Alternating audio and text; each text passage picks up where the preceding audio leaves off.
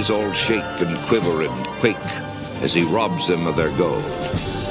The autumn wind is a raider, pillaging just for fun. He'll knock you round and upside down and laugh when he's conquered and won.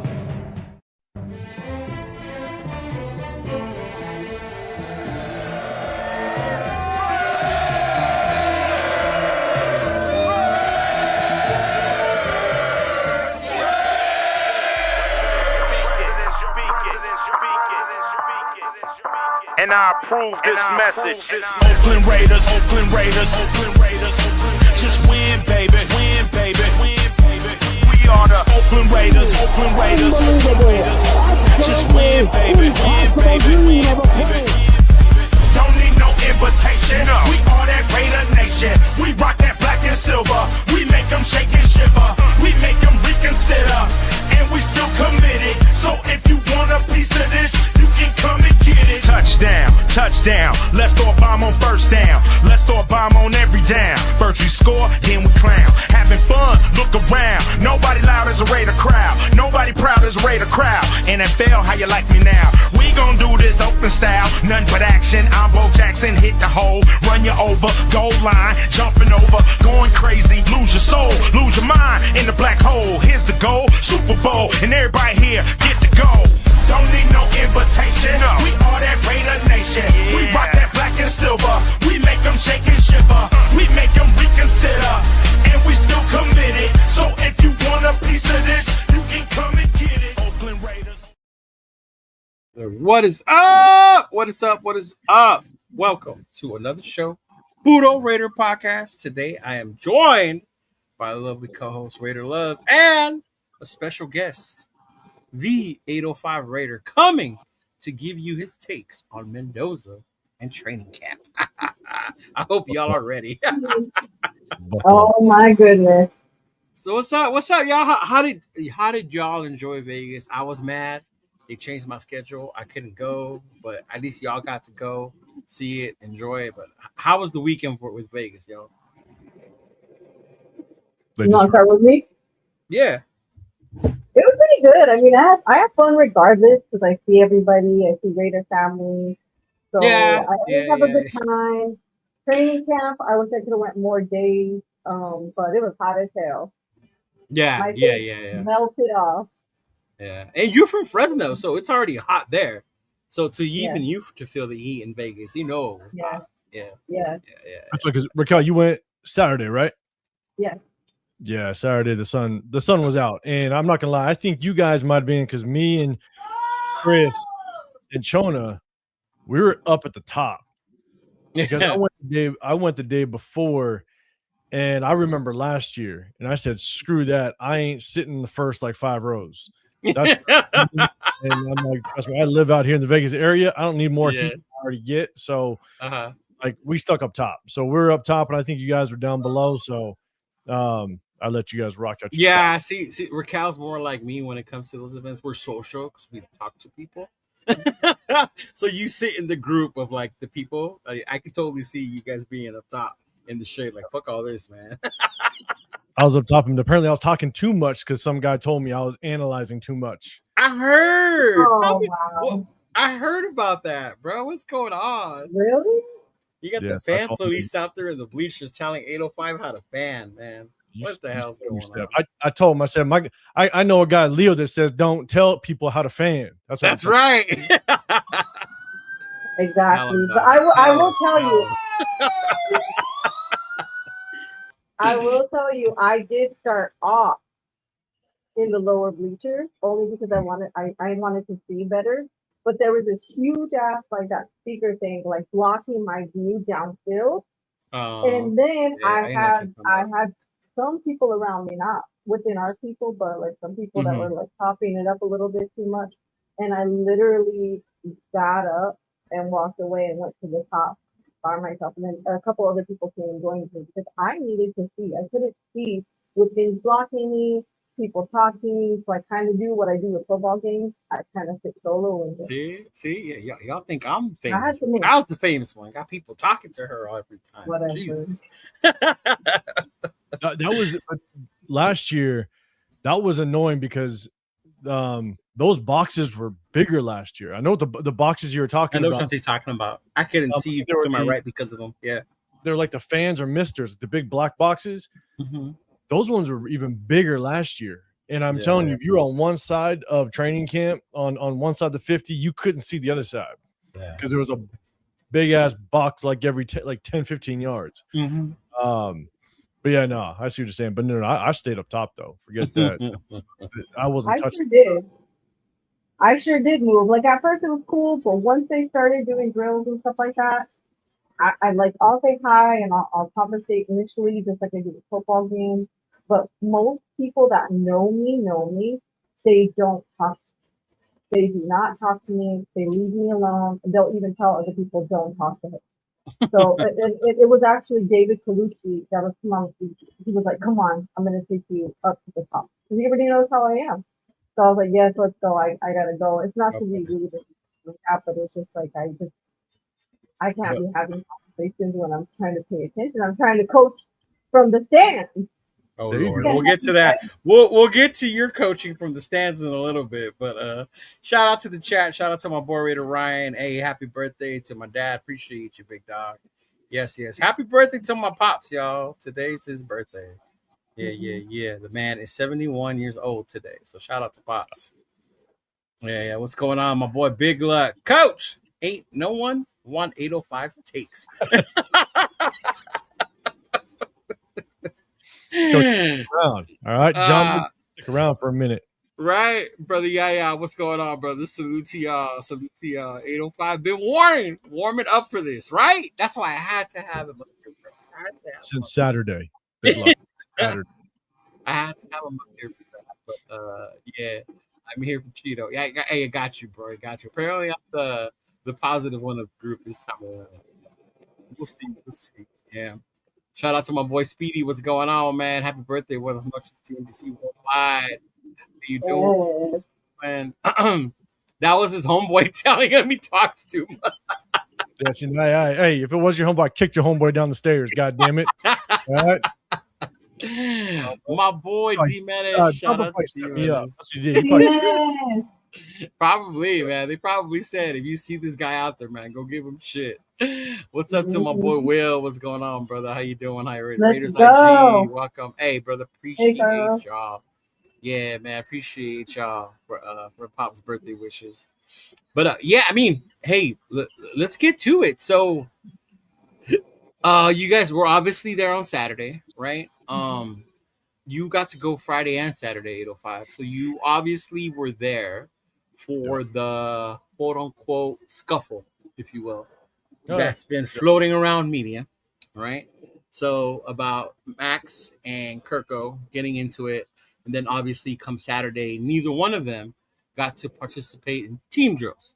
So that's the other part I want people to understand too. Like they were there, they warmed up, they did individual drills, right? They just did not participate in any team practices. No. And then, of course, I think 805 didn't know why. I called them afterwards, and I let them know because it came out that Coach Kubiak specifically told the media that he told both of them there's rules, there's standards, and they broke the rules of no fighting. So that's why both of them had to sit out of the team practices. But I mean, I haven't heard that. How do you feel about that, Raquel? How do you know that they had to sit out Saturday because of what happened Friday, or even how you feel about what happened on Friday between them? So to me, it's kind of like it just goes back to the coaching and me, feeling good and content. And what's the difference is, right? Is in the past, we've had a lot of favoritism, nepotism, people getting away with things. And it's just Kubiak setting the standard that you have to follow the rules. And that also teaches them to not, do things in game and get penalties. So I think it's just the start of it, and to me, it's like that behavior does need to kind of be nipped in the bud. But in the same note, as far as Kirk Cousins, I kind of see both perspectives, right? Like I don't think that he should have popped off and got upset because in real time that's what's going to happen to you. But also, it is a rule. Right. So the benefit of it is I know what Kirk Cousins looks like. I know what Max Crosby can do. It just gave more time to Mendoza and other players that needed that time, and especially because I want to see that. I didn't really care to see Max or Cousins per se right now. Like I'll see them at game time. I've seen them before. However, these players, these rookies, I've never seen them before. Like I wanted to see what they could do. Right. Okay, makes sense. I'm with that.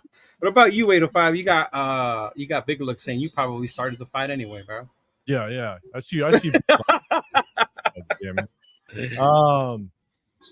No, when I saw the fight actually happened kind of right in front of me, and it was Nate. I was sitting with Nate and Ginslinger. Shout out to Ginslinger as well. We're all sitting there, and it honestly happened so quick, and it broke up pretty quickly.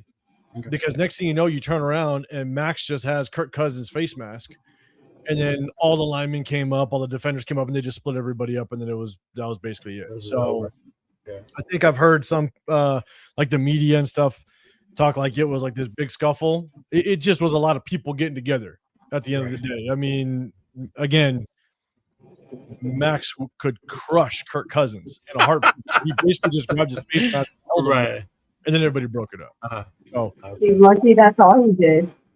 Exactly. And I mean, like, look, they both know who each other are, so it's not like they're gonna be throwing punches or anything like that. That would just be stupid, and you're not gonna get that riled up to get to that point, especially a Max as well as a Kirk Cousins, and Max knowing that's your quarterback at the end of the day. Right. So, but look, like Raquel said, it's Kubiak's rule, and he stuck to it. So he benched him for the full team activities.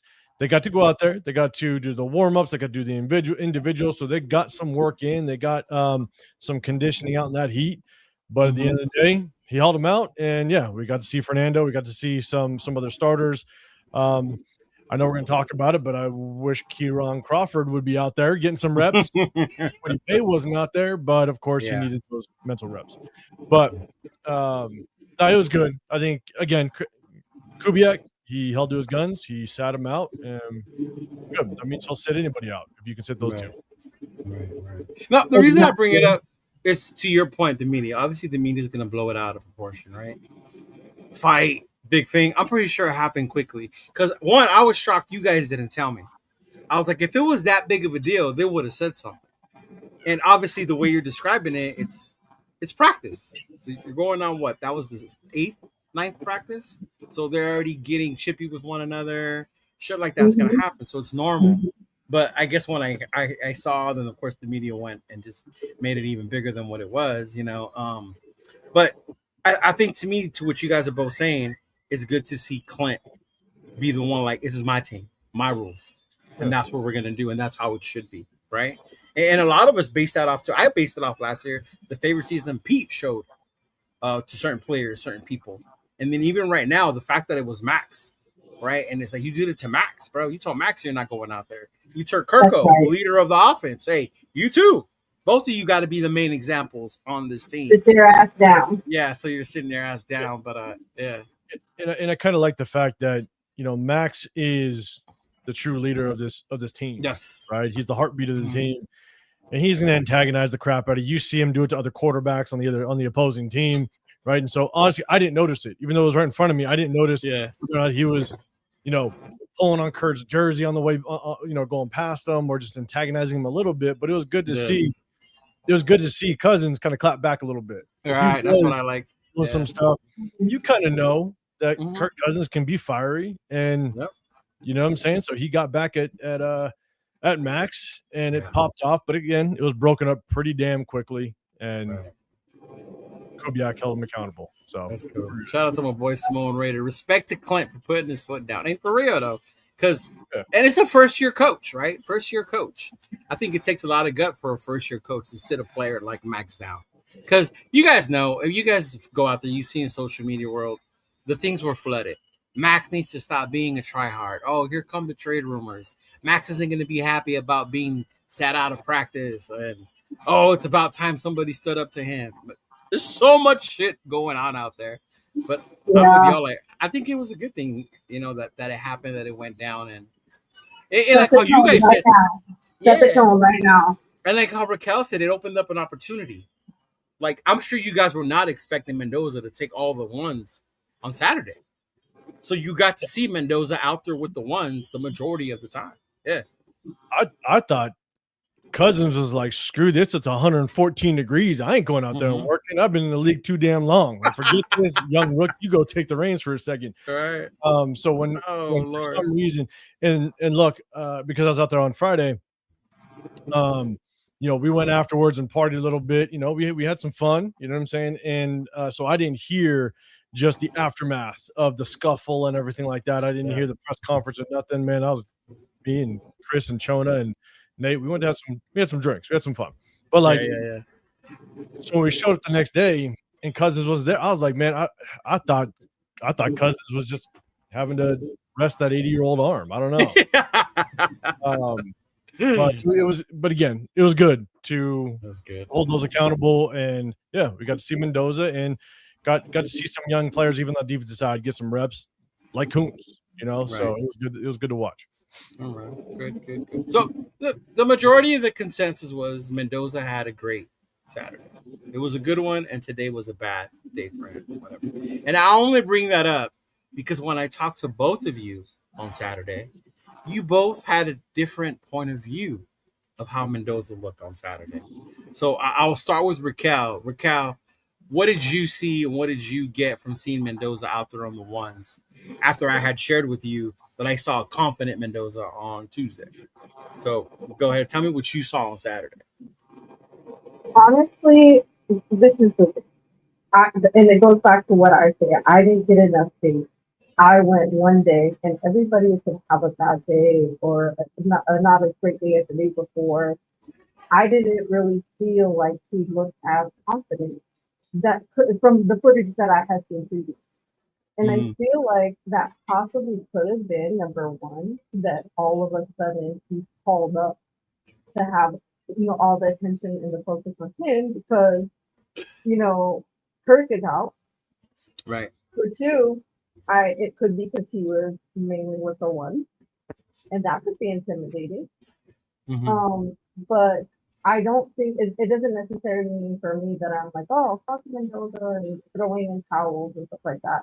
Right. It just means that he does need some work, I think, and I think that he needs to work on his footwork, and I think that he needs to keep working under center and improve on that. And we all expect that, right? It's expected. Yeah. He's a rookie. He's coming from a different speed, so he does have more work to do, and that's expected. Yeah. So you don't think he had a great day on Saturday? You think it was underwhelming for you? I wouldn't say underwhelming, but it was just a good gauge that he just needs more work and a confirmation to me that he needs more work. But like I said, I'm not mad at it. I expect it. That's okay. And from the pressers, the coach reports are that he is improving. He's not making them, mistakes twice. He's, bouncing back more quicker, and that I could see. But it could be a little overwhelming for him, especially going to all the attention and focus on him just because he's out and that you're with the one. Gotcha. Yeah, fair. That's fair. I like it. The chat seems to be prepared to hear what 805 has to say. To paraphrase Chris, tell him what you saw on Saturday, 805. We'll get into that. Okay? All right, chat. I'm first going to say, if anybody can make it to training camp, I definitely suggest you go because they definitely did a better job, at least this year. Last year went to training camp, and it was just a walk up the hill and then to the stands, and there was really nothing going on. This year, they had some games for the kids. They had some other vendors that are out there. They had a food truck. You know what I'm saying? Like they had some like icy thing, I think. You know what I'm saying? So it was a little bit better than last year. And so I highly recommend if you can make it out there, come out, support, just stay on the top row because it gets hot as shit. Less people than last year for sure, right? It was definitely less people. Yes. Last year. There was less people. Did you guys see my kick, by the way? Just saying. What pick? My kick? Yeah. Kick the field goal. Oh, your kick. Yeah, man. Yeah, she made it. It was clean. Yeah, no. She stretched and everything good. before, bro. First try. I don't believe it's a First first try. try. There were some tries before this. That was my first and only try after Puro Raider and David Kaluski. But David did end up making it, but their kicks were just like rolling on the ground. And I was like, I wasn't gonna do it at first, and I was like, you know what, let me show you guys. So I went, did my little stretch, because I know that you gotta follow that foot through. People literally will kick and stop there. They don't understand that you have to push it up and get under. But I did it. First and only time. See, SoCal said we saw those field goal kicks and misses. So what you're saying, Raquel, is you kicked a field goal and they were just trying to kick onsides. That's what you're talking about. There you go. That's what it was. That's what it was, bro. I was practicing my onside kicks. Trying to That's help them what out it a little bit. All I gotta say is I was lucky enough where Nate caught a little bit of footage. He did. Shout out to Nathan with the footage, bro. I like it. Yeah, stepped up, the real Tokyo Toe, but first shot. No, but again, shout out. Like, if you guys can make it, great. Go check it out. Training camp was a lot of fun. And shout out to everybody who was there. Me being in the Vegas area, it's good to actually see just a bunch of Raider fans come together because it's hard to find out here. It's really that simple. So again, shout out to them for making it a little more exciting. Mendoza, good old. You got a request. Can you give us a breakdown of the amazing touchdown dime that Mendoza threw? The fans and reporters said it was amazing. The Raiders media described him as one of one after that dime. 805. Please tell us. So, okay, let's do this. My evaluation when I'm watching Mendoza is all about when he's working either really 7-on-7s or full team, right? I'm not really watching too much when he's just running the 1-on-1s and stuff like that. I mean, 1-on-1s, you're basically just playing catch. Yeah, you like to see the rhythm and maybe he can get some timing down with some receivers, which is good. For the most part, I'm watching how he works in full 11-on-11 full team, as well as some 7-on-7. And I believe I was able to watch him day one or Friday as well as Saturday. And so I was able to see between full team, and luckily he got all reps. He got all basically first team reps on Saturday. And so I saw probably around 65 to 70 throws between Friday and Saturday. Okay. And that's quite a bit, actually. Yeah. It was a lot of throws. And coming away from just Friday, one thing that I was watching Fernando is I have no concern whether or not he's going to get his footwork down. Like, he's a smart kid. He's a diligent kid. He's going to be able to get, that's not the biggest concern. One of the things that I wanted to kind of take a look at is what did he look like in the areas that I felt he struggled in at Indiana, right? Okay. All right. Being able to go through his progressions, going from his first read down to his fourth read. Again, his body follows his eyes. His accuracy still stays on point. But then I also want to see just how does he stretch the football? Because when you can kind of attack the defense downfield a little bit, it just kind of shows that you have a little bit of comfort, right? Okay. Or are you always looking for the check down? Or are you always looking for the easy route? Because if that's the case, then you might be the comfort level just may not be there. So day one, honestly, it just didn't look pretty. When you went to full team. So that was Friday you're talking about. It didn't look pretty? Yeah, on Friday. Okay. There was only one time where he went through a full progression. He went from his left and read to the right, all the way to his right, and I believe it was a backside dig route to Malik Benson. It was completely behind him.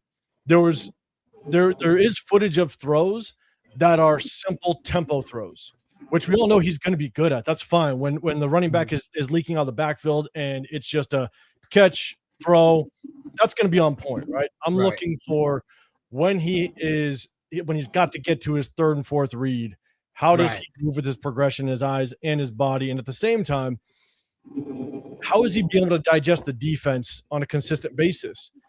And the problem that I saw consistently, when it wasn't just the easy tempo throws, there are those where it's just a simple back leaking out of the backfield. And I'll go to that touchdown that Chris just mentioned. That touchdown was a simple out route from Trey Tucker. He caught it. He saw it. That was his target. He threw it. It was a good ball, but it's like he was back in Indiana. Okay. It was just a catch and throw. He stared it down, and it was a good throw. But then if you go look at all the other throws that were in the red zone. And that's the other thing that I really watched for was how did Mendoza kind of operate in the red zone? Because now the windows are tight. Everything moves quickly. The windows close extremely fast.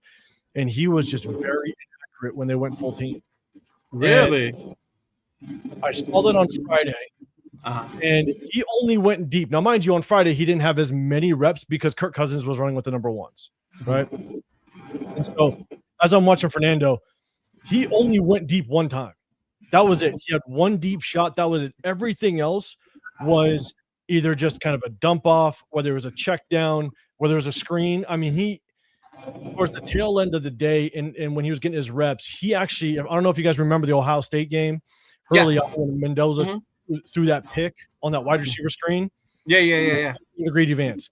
Greedy Vance has 2 picks on Fernando. He should have had a third because he dropped it. It would have been a pick 6. That was kind of towards the tail end, so I don't know if Fernando was just kind of feeling rattled, but I couldn't see the other side through it, whether or not the inside receiver missed a block. I couldn't see that. But ultimately, that one should have been a pick 6, but Greedy dropped it. Yeah, Greedy seems to like either have identified something in him or is recognizing a tell. Because Greedy's the one that's been jumping on him. What I saw, and it kind of bled into the second day, was, again, for Mendoza only had one deep shot.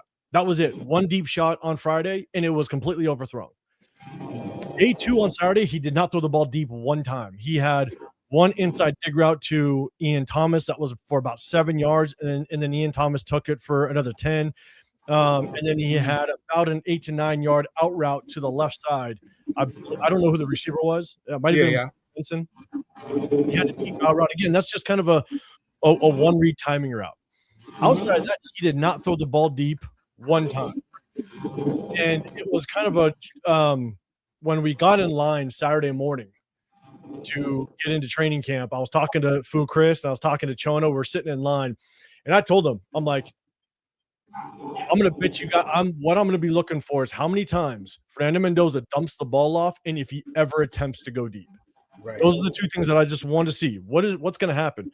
Because as they were running the offense, and again, it bled into Saturday, it feels like they are really, really slowly easing Mendoza into this offense. I'm glad you said that. Yes. They are taking like baby steps. And as much as we can say, yeah, okay, like he's a rookie, right? But we're also looking at a number 1 overall draft. Like, I understand easing him into an offense, but at the same time, I want to be able to see you at least execute in a way that accuracy is not a problem. And I'm telling you, accuracy was a problem both Friday and Saturday. He was overthrowing balls. He was trying to get to the sideline with it, and it was just too far from the receiver. And then, like I said, with the end of Friday, he threw that should have been pick 6 to Greedy Vance. Greedy. But then at the end of Saturday, he had one fumbled snap from under center, but he also had a fumbled snap that was basically right at the top of his head. He should have had heard about those. Yeah. Leo, when you sent me the video of Q and Vincent Bonsignore saying, did he? No. It in his hands. He should have got it. Right. I don't know if he was getting nervous because he was with the ones that whole day. He was dumping the ball off and just hitting the running backs at the backfield. I now started to pay attention. Are there receivers deep that are open or at least have enough separation where you could take a shot? Because Aiden O'Connell, the first snap he took on 11-11s, and I'm not saying Aiden O'Connell careful when you say that name around here, brother. Aiden O'Connell's very first snap in full team, he took the shot downfield.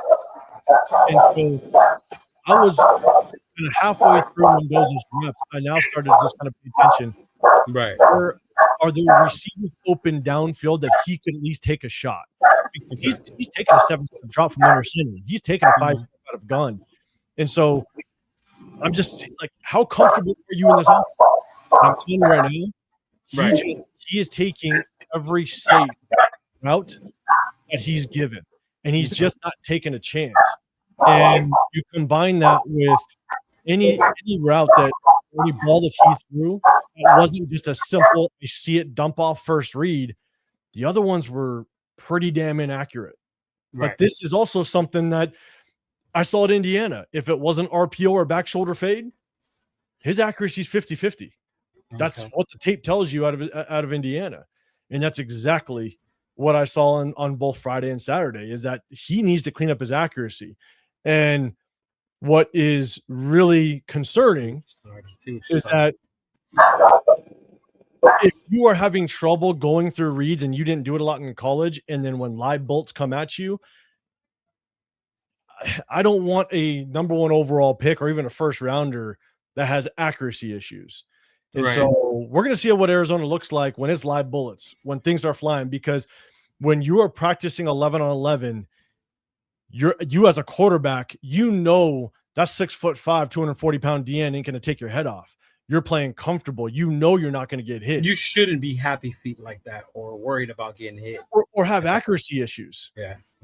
You shouldn't, because that's the problem, is that the moment it's live and the moment that now you're throwing off your back foot, now you're throwing kind of off balance. Now you're, instead of going through your normal throwing mechanics, now you have to sidearm it. Now your mechanics are a little bit off because you got to get around a DN that's right in your face. If you're already inaccurate with no pressure, or no one's going to hit you, it might get interesting. So that's Makes just sense. And the last thing I'll say is it was the first day. No, it was the first day, because LV, I was sitting next to LV. LV didn't join us the next day. Yeah, he was sick, right? LV was under the weather after a Good Friday. Yeah. The other thing I'll say is the one issue that I had with Fernando was he didn't make protection adjustments. He did not. His answer to pressure was RPO.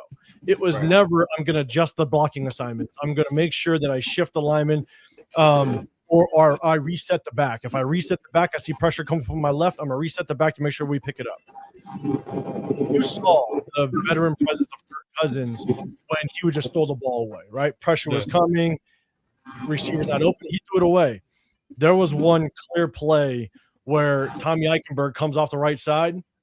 Mendoza doesn't even see it. He's looking left, and Tommy Eichenberg literally would have taken his head off. But Fernando didn't even throw the ball away, didn't try to at least force it to the receiver or even hurt the ball. If he needed to, he held it. He would have got his ass to him. And so, to me, that tells me he's still, again, he's a rookie. He's got time to learn. But these are things I'm watching for to see at what point are you going to get it. And again, this is all off the number 1 overall pick. This isn't a 5th round rookie that you expect to kind of have a massive learning curve. This is a guy that you would hope he can come in and at least compete with Kirk Cousins. Right.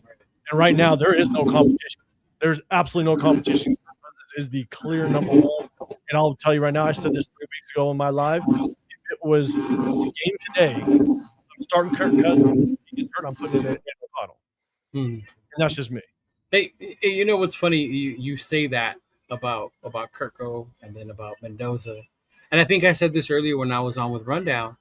A lot of it, too, is us being very critical because he was the number 1 overall pick. Yeah. If it would have just been a rookie quarterback that we drafted, and we have Kirko to I guess, get us through while he's ready, would we be as critical or as panicked as some are about Mendoza and where he's at right now?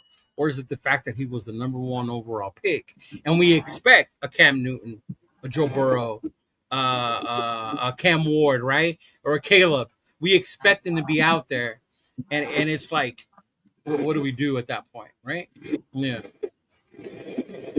I think for me, it's a combination of both. I'm critical of everybody, and I'm watching everything, and but especially because he's the number 1. Yeah. No. It's an expectation. So it's a lot of pressure, probably for him too. And the one thing I will say, and it's really difficult because the one thing I watched for on both days is when did the beat writers show up? And how much were they actually I'm telling you, because half those damn beat writers, when 11-11's going on, they're mingling, they're chopping it up with somebody. They got their backs turned to the play, they're talking with somebody else. half the damn time they're not even paying attention.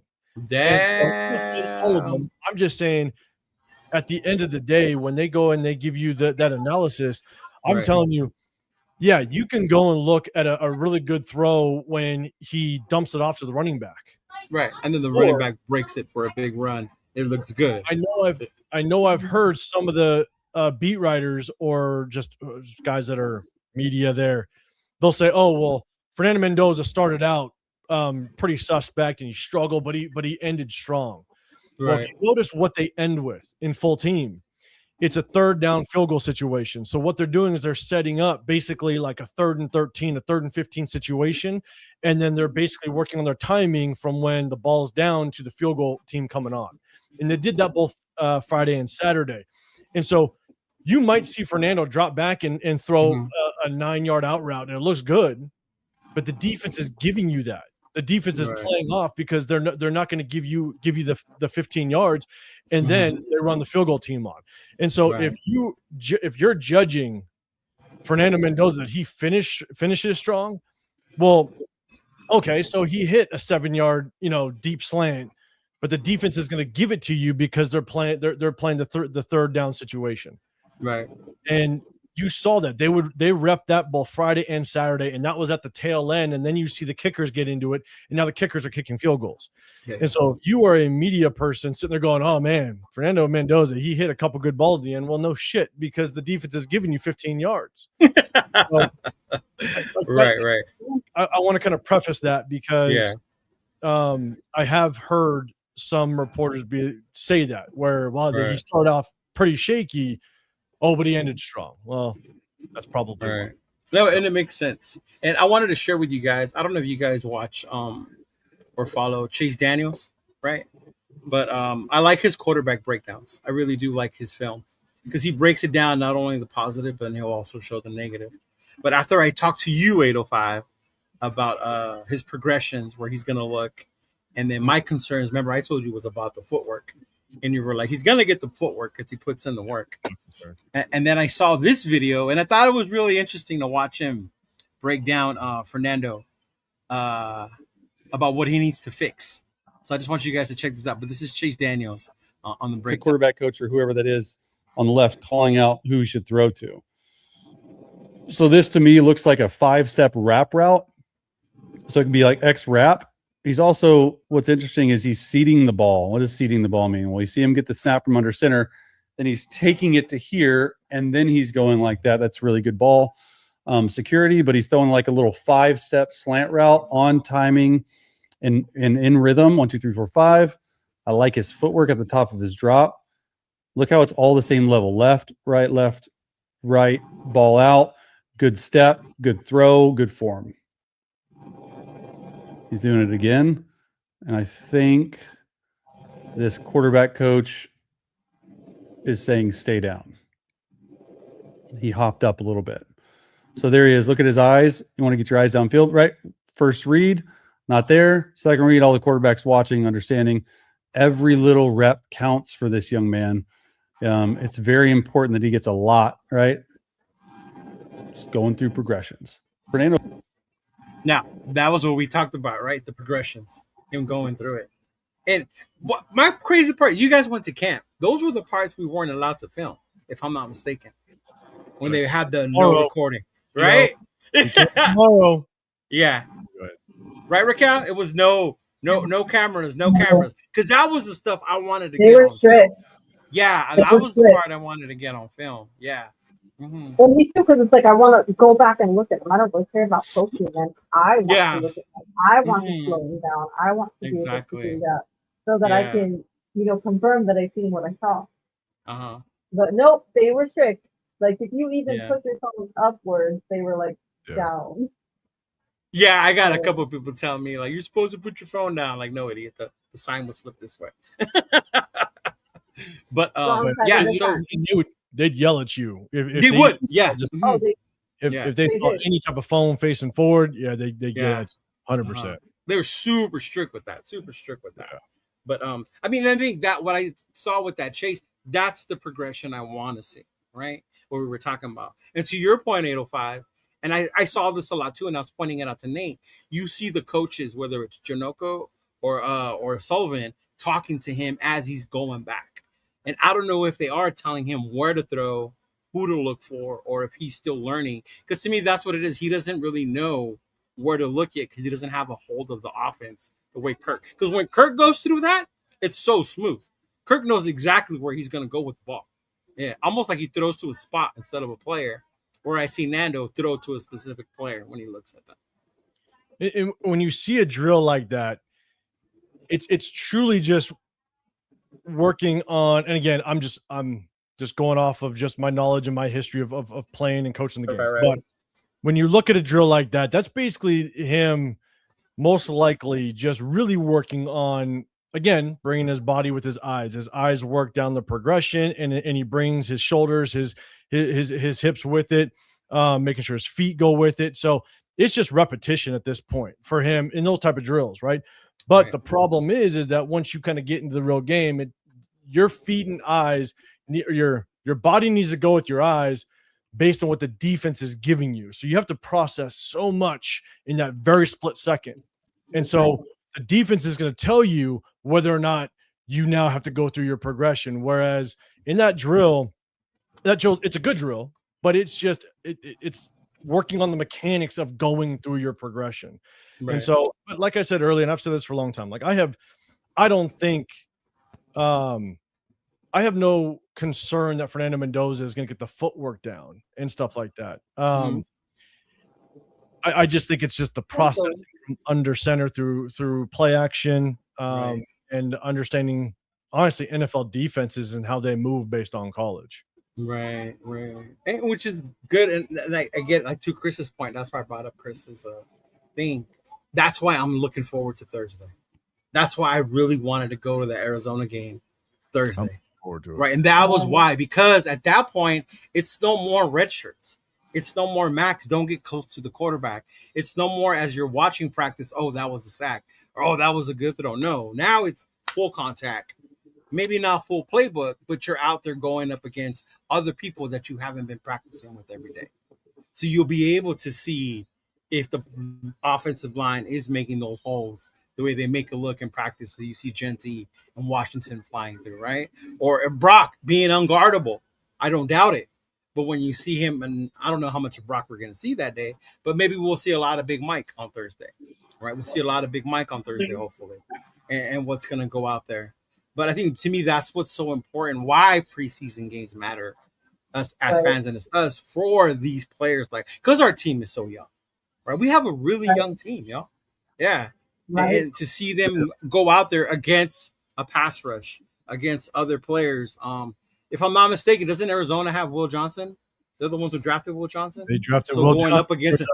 Going up against a really good corner in Will Johnson, right? To see what they do against somebody like that, right? Or Buda Baker.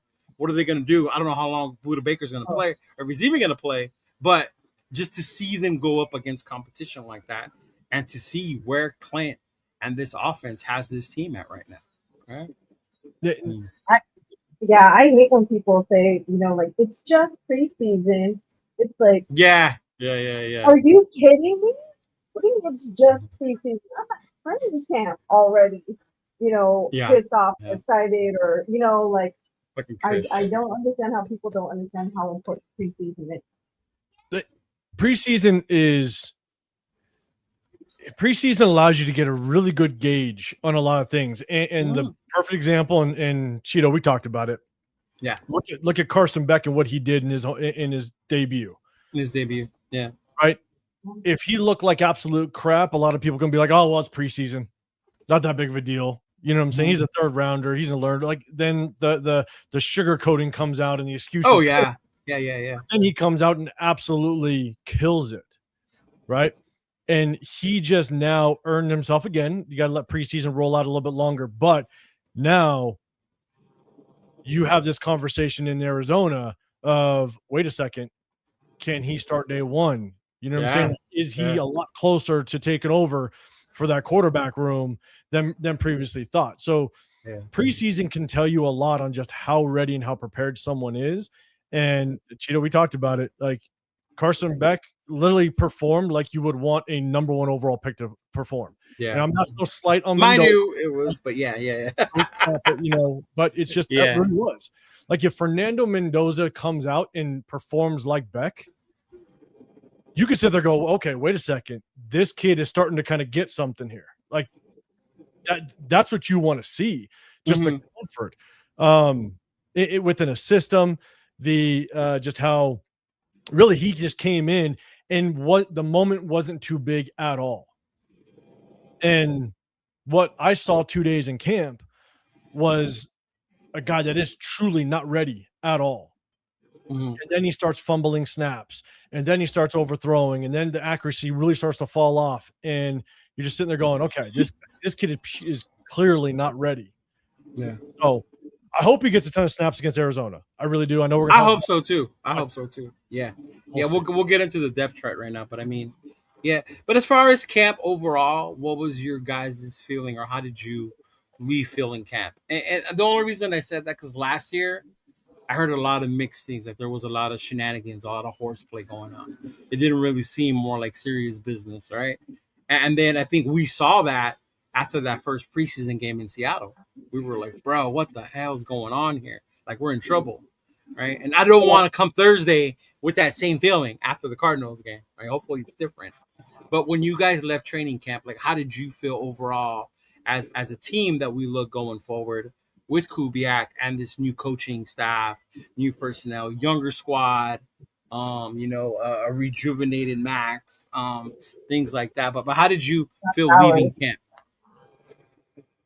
Honestly, like you said, last year was a shit show. It was just like, it looked like it was more about entertainment and putting on appearances for the public. That's what it looked like to me.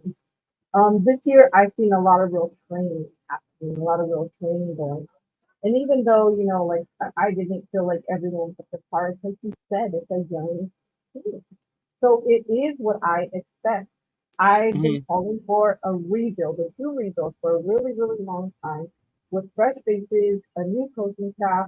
We have that. I think that the differences between, previous, which is people always ask what's the difference? The difference is I really see true training going on. I also see that there's not favoritism or nepotism, and that was shown when they, benched, two of our starters, for especially one that'll throw a fit. He didn't care. He was exerting his authority. And so that's what I feel like the difference is now. There's no favoritism, there's no nepotism. Everybody has to earn their spot. Clearly shown in training camp, even the footage that I think that I was not present at. But it's to be what I expected. It's gonna take a couple of years at least. So I'm not expecting us to, show out and make the playoffs or not even the Super Bowl. So I'm patient with it. And I've said this a million times, as long as I see progression, I see everyone improving. And I think that in the pressers, if you hear some of the coaches talk, they have not said, from what I've seen, Mendoza finished strong, like 805, okay. It's more like he's improving. Yeah, he's improving, making progress. No, the media personnel are the ones that are saying it after. Yeah. Yes, at the pressers. Mm-hmm. So to me, I think it's transparent. I like that they're transparent and that they're being positive, but still letting me know exactly where everybody is at and that they see progress. That's all I expect this season. Not going to be upset if we don't win 8-9 games, but as long as I see us win more games than we did last year. And I think we can do that. How about you, 805? How are you feeling after camp, big dog? When it comes to just how they're progressing, it's hard because obviously with the fans there, they're not going to showcase a whole lot, right? Right, and with reason. Yeah. And unless you really know what these coaches are actually coaching, it's going to be hard to really figure out, okay, like how well are we going to start to gel and work. Now, I think the vibe was really good at practice. Okay. I think the players, they're flowing well, going from drill to drill. I think there was just a kind of a sense of excitement with some of the players. And I'll be honest, I think when you have when you have some of the younger players, I actually posted a couple of videos on some shorts. Brandon Cleveland, just him going and they're going to hit bags, right? And this kid flew into the bag and just did an absolute somersault afterwards. Like he went 110%, and it got the crowd all riled up. It got the other players riled up, and so it looks like we have some young players that are just kind of trying to keep the energy alive as well, which is good. But again, at the end of the day, it's so hard as a just a fan in the stands to figure out exactly just how much are they progressing, and how well they're doing. Also, we hear stuff like Malik Benson is shining and doing well, but then the thing is okay, but how good are DBs progressing? Is he beating up on a third string safety or a UDFA? So I just hope at the end of the day, like Raquel said, we see improvement. Right. But it looked like there was just a good flow to practice. But I do have just some things on just real quick on the offense and defense outside of Mendoza. I know that was the hot topic. I know people want to yell at me about that one. But just to kind of confirm, Zeke Masses. Yes. Okay. Zeke. This guy was sitting next to me. All right. So we were talking. Okay. So I'm not making stuff up. This guy can confirm half the damn stuff. Okay. So shout out to Chona. What's going on, big dog? Let's see. Okay. So what up? Are we doing? What up, man? Chill. Defensively, honestly, I think Zeke Masses is as advertised. People are out there saying that he's doing a good job. I know on Friday I saw him. He picked off Kirk Cousins, did a hell of a job in the red zone. Brock Bowers was basically coming from the tight end position to basically run to the corner of the end zone. The defense was running a little bit of a zone, and Zeke did a hell of a job. He kind of sunk inside with the outside receiver, but then stayed to his zone, sat outside, and honestly, just easy pick. Baited Kirk Cousins and got him. Right. And so there's been a couple examples of Zeke Masses. I think that he's going to challenge Darian Porter because right now, based on the depth chart, I know we're going to talk about it. I think it's going to be a good little competition. One kid that I think is doing pretty good is Terrion Johnson. Yeah. Johnson. Yeah. He looks pretty good out there.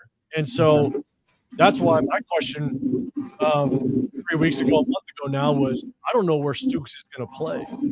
I don't know where he fits on this defense as a starter. And we look at the depth chart, and obviously he's not starting, but you got Tron Johnson that should start based on what at least I was seeing. Isaiah Paul looks pretty good. The only one that I think maybe he could press up is maybe Jeremy Chin, but it's only maybe in the coverage side of things, not the physical side of things. We all know Jeremy Chin is physical in the box safety. Right. But maybe he could work. Jeremy Chin is just not the best cover safety. Maybe Stooks can kind of chip away there, but I think they have Stooks behind Isaiah Paul now. But yeah, I think that's the biggest thing is I don't know where Stooks can chip away at this starting a secondary. And then on the offensive side, just real quick, offensive line, they're shaking things around. I know they have the depth chart, but they're playing guys all over the place. So we'll see just kind of how that works out. But the running back room, I'll tell you, man, Genty looks tiny out there. Yeah, he really does. He really does. Yeah. I heard he lost weight. So he's only at about 205, 206 now, and at 5'8", he looks tiny. And there's no flash out of Genty at all. Like if you think about a number 6 overall pick, right? And look, I understand once you kind of break past the line of scrimmage, you get to the secondary in training camp, they're not tackling. They're basically just going to a thud. They're going to try to punch the ball out a little bit. That's really it. They're not really tackling you. But there's no flash with Genty at all. He had the one run down the right sideline. I believe it was day 2 where he was basically untouched until about 10 yards. And then outside that, again, secondary is not really tackling you. So he just kind of took off. But you got Hemby that just runs straight. There's not a whole lot to him. We'll see just how it works out. Mike Washington Jr. He is truly that. I need that one cut and go. He's not gonna be flashy in the backfield. He's not gonna be kind of great in open space. He just needs that one cut and go. If you can give him that opening, I think he's gonna take off. And I know you. I was tapping it with you and Rundown earlier, and I said Lobby literally was the only one making. He actually would get the handoff, and he'd cut outside to the open space. I'm not saying Lobby's going to start. I'm not saying Lobby's even going to make this team. But he was literally the only one on Saturday and the majority of Friday that if the right cut was outside, he'd make that right cut, and now he's gaining yards untouched. Whereas, again, there was just nothing flashy about Genty at all. No real wow plays, nothing that you're sitting there going, hell yeah, that's my number 6 overall pick. And I had my concerns last year and broke down his game film where his vision is questionable. He's not very great in open space. And so he's still not making the cuts. And we'll see just how it works. But again, everybody says with the better offensive line, he better look better. So we'll see. We'll see how it works. Yeah. But what up, Chona? Welcome, buddy. I know you just got off of work. Chona here joined us. They were sharing what they thought of camp, what they saw in Nando, what they saw in the defense. And real quick, just to catch up, anything that stood out to you, Big Dog, in camp? Horrible. Everybody horrible. No, I'm just kidding. No, and it's funny because we were talking about. There you go, Raquel. Much better. Yeah.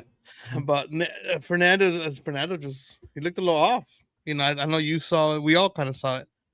And we in 805. See, that's crazy because the beat writers swore he had a great practice on Saturday. And the three of you told me that he didn't look good on Saturday. Yeah, he can't. I don't know. He was just like trying to throw the whole team away. Nah, but it was. We're sitting there. It's funny because it was 805, Chris, and then myself, right? And we're sitting there, and he throws the ball, and I'm sitting there like, and I look over to Chris is between me and 805, and 805 was just, and then Chris is sitting there like, man, I don't know. And I was sitting there like, because there was like no really pressure on him at that moment. Right. He just overthrew the guy, and I was like, oh shit. And mind you, Chris, out of all people, is the big Mendoza fan. Yeah, he's a big Chris is a big Mendoza fan. Yeah. Mm-hmm. Yeah, he was kind of like, I don't know, man.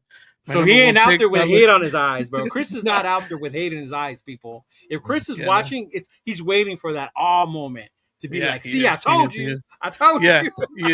He had a couple of throws that he did hit and stuff like that, and he's like, there he is. So you can tell he needs work. You can just tell you need to work. He needs work. It's gonna it's gonna take some time. We'll wait and see. It is.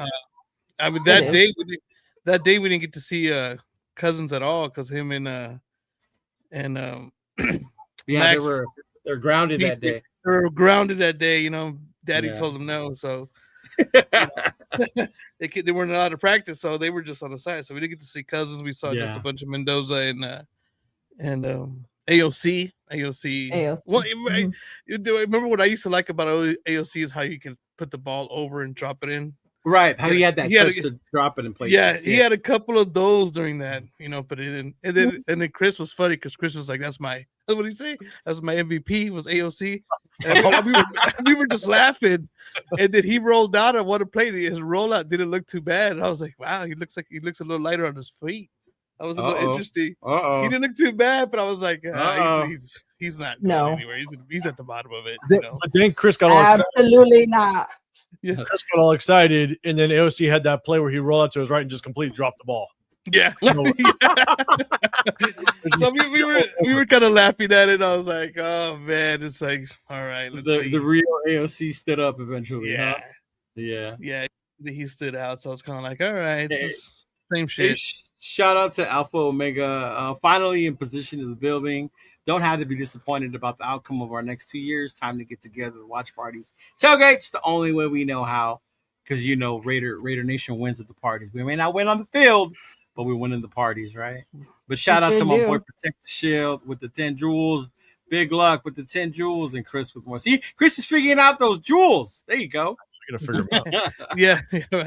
Yeah, no, but you could tell that those quarterbacks need work. Like I said, we didn't get to see Cousins. I didn't get to see Cousins because on Friday I had a automobile issue that I had to take care of, so I didn't get to go on Friday. Yeah.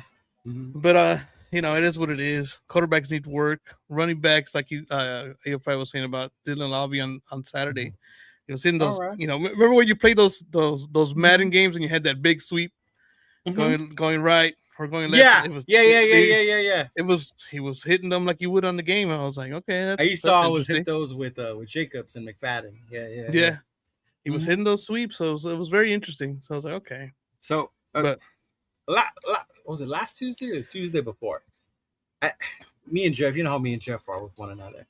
Yeah. Jeff was basically saying that this year doesn't matter, right? That this year is all about what we have, seeing what we have, and this out there, right? So this brings me what Hummers think. Mendoza was chosen to play in 2025, right? This is just a molding year, molding clay this year. I want to ask you three, when you hear that, does that make sense to you? Are you okay with it, or does it upset you that this year doesn't matter, that we're playing for the future anyway? Well, I'm never gonna say that a season doesn't matter. I'm never gonna say that. However, if he makes drastic improvements and he gets the experience he needs in preseason and he looks good in preseason, I wouldn't mind him starting this season.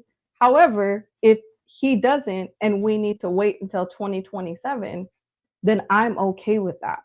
I'm patient with it. Like, if you know the true meaning of a rebuild, you know it's going to take time. You cannot want instant gratification and just throw in the towel. You just want to see improvements. We've been in the dumps for so long that we should be patient and accept improvements at this point. Just my opinion. What about you, 805? Oh, me. I mean, to me, it's easy. I based on what I broke down on my channel with him, I knew that it was going to be a 2027. I mean, I just didn't see that he had the skill set that transfers to the NFL mastered enough. And not just Mendoza. I mean, the overall team in general, right? Even with our O-line. Like, play the young guys. See what we have. See what Jack Bass. Throw them out there anyway. All right? Like in that sense where this year doesn't matter. This is the year we have to see what we have in order to move on forward. I mean, and again, I might just be like Debbie Downer, so chat buckle. But it's just when you look at, like, I love the free agent signings, right? Linderbaum, great. Man, I'm telling you, I am excited to watch Quay Walker. I'm excited to watch Quay Walker fly around. I think he looks big and fast and lean out there. It's interesting. It's crazy. He does. Yeah. Yeah, and switching over to the 3-4, but again, it's still gonna be more of a 4-man front. They're running a bunch of even fronts, so we'll see it when we look at the depth roster. It shows on there that it's not a traditional 3-4. But Quay, they're moving him around, so I think it's gonna be pretty nasty with him. So I'm excited to definitely see that. See, I can be positive. But I think what's tough is, as much as this is a new head coach, and I understand that, I want to sit back and enjoy it, and I'm going to sit back and just enjoy some Raider football, but I want to see the guys that we drafted. I want Spy Tech to prove that he knows how to draft. That's what I want.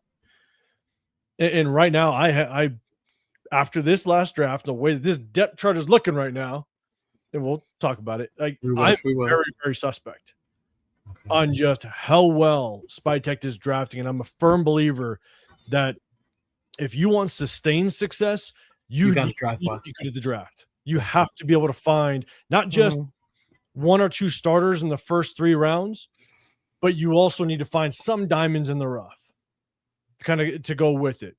And right now it's like, I'm not seeing a whole lot. And so that's why, yes, I'm going to sit back, watch some football. So I'll watch some Raider football. I'm going to barbecue. I'm going to go out to tailgates, have a good time, hit up that J-Lot. But, I'm kind of just – I know this looks like, it's basically a development year. Okay. How about you, Big Chona? Shoot. I mean, I don't know. It feels like it's going to be a development year. I wouldn't want it to be. When you have picks, when you're picking 1 year in the 6th and you get a running back, and then the next year you get the first and you get a quarterback. I think they should be somewhat ready to go out, at least as a first round pick. Not only that, you got the number 1 tight end the year before that. Yeah. You're talking about the number 1 tight end, the number 1 running back supposedly that coming out that year, and then you got the quarterback, right? So right. I know the O line's always it's been a big issue for the last couple of years. It's a new once again it's a new coach. Right. That's another thing. It's another year of a new coach. For the last 4 years has been a new coach every single year. So it's hard to build off of that. When you come in and you change everything every year. So I feel like it's going to be a developmental year. I still want to see progress though with what you do have, and I want to win a couple of more games. Like I don't want the number 1 pick next year. You don't want the number 1 pick? I really don't. I really, I don't want the number 1 pick. Because we have high expectations. Not necessarily expectation, but I want them to go out there and actually not be the worst team. Kind of like what Hummer was saying. Yeah. 7 wins. Like give me something I can 6, build 7. off of. Yeah, give me something I can build off of. 6 wins, okay. You can build off of that. Right. 7 wins, and building, okay, weed out the ones you don't need. Yeah, but it feels like it's going to be one of those years, but I need the number 5 pick? No, not even. I don't even want a top 10 pick. Oh, you don't want a top 10 pick. All right. No. All right. You know what I mean? I don't want a top 10 pick. And this is why I go to games with Chona. Because in our mind, we know it's a developmental year. We understand what's going on. Like, we know it's a rebuild. But the fan in us does not want that top 10 pick. I don't want a top 10 pick. You know what I mean? It's been a top 10 pick too long. God damn it. Every year. The only thing I will not I'm not going to give Spytek any slack on at all is if we, barring any injuries happen, I get it. Right. But if our O-line is not good, I'm going to be pissed. Okay. Because Spytek has now had 2 free agencies and 2 drafts to make this O-line work. And you drafted a running back at number 6. So if you can't make this O-line work, if this O-line is not at least minimum top 15, I'm going to be pissed. Well, because you had plenty of opportunity to fix this. I hear you. I feel you. Yeah. But what, and I get it, but then again, what if last year it was Pete that wanted Genty? And that's why we ended up with Genty. And it wasn't following Spytek's plan about who to take at 6. That's another thing too. But because that's a lot of it right now. They were saying that Pete is the one that wanted him because he wanted this guy again, right? Yeah. To lead his team. If it was Pete that wanted Genty, then I get that. I understand that. But then I get the second round mistakes and I get maybe it's just me, but I am a massive build in the trenches guy. Yeah. You have to build in the trenches. If you want to find success, if you look at if you look at all the Super Bowl winners, if you look at the teams that are top 10 every single year or consistently, what massive common denominators, they have some of the best offensive lines. Mm-hmm. So if you want to have a good team, I'm a firm believer that it all starts with the offensive line. So again, Spytek, 2 free agencies, 2 drafts. If you haven't gotten right at this point, I'm going to be pissed. Well, I mean, and to your point, great way to transition to it, but let's look at that. Because I do understand the whole Spytek, because with Pete Carroll last year, because that wasn't his crew. It wasn't his crew. So it wasn't Spytek's crew to choose. It was kind of like, here, this is what you get. You know what I mean? So I was like, okay. And then, you know, whether you like it or not, Pete Carroll had a lot of say in a lot of stuff last year. Yeah. So, especially with the not playing of Spytek's guys that he chose, right? They're not playing of Grant, they're not playing of Rodgers, the not getting the ball enough, or Jack Beshbeat on the field last year as opposed to having Lockett out there, right? Yeah, Mhm. and that's why he had his sons Mhm. on the coaching staff too. Yeah. You know what I A mean? great segue into where are those guys on this depth chart today? The Yeah, drop. and perfect way. So those of you that don't know, today's the unofficial release date of the depth chart for Thursday's game, right? So this came out today. Jalen Naylor, Colton Miller, Spencer Burford, Tyler Lindenbaum, JPJ, Glaze. Let's stick with the O-line first, right? Are you surprised at all by the five that are out here as the ones, right? And then you look behind them, you got Grant, you got Rogers, Meredith, Mafi, and then Trey Zoon out there as well. Like when you see that five, are you cool with that? Or did you expect, say, Grant, Rogers to be in there? Or like, how do you feel is that? Or is that cool for right now where we're at this point in the season, heading into preseason 1? Does anyone surprise you with that starting five? I'll let Raquel go first if she wants to.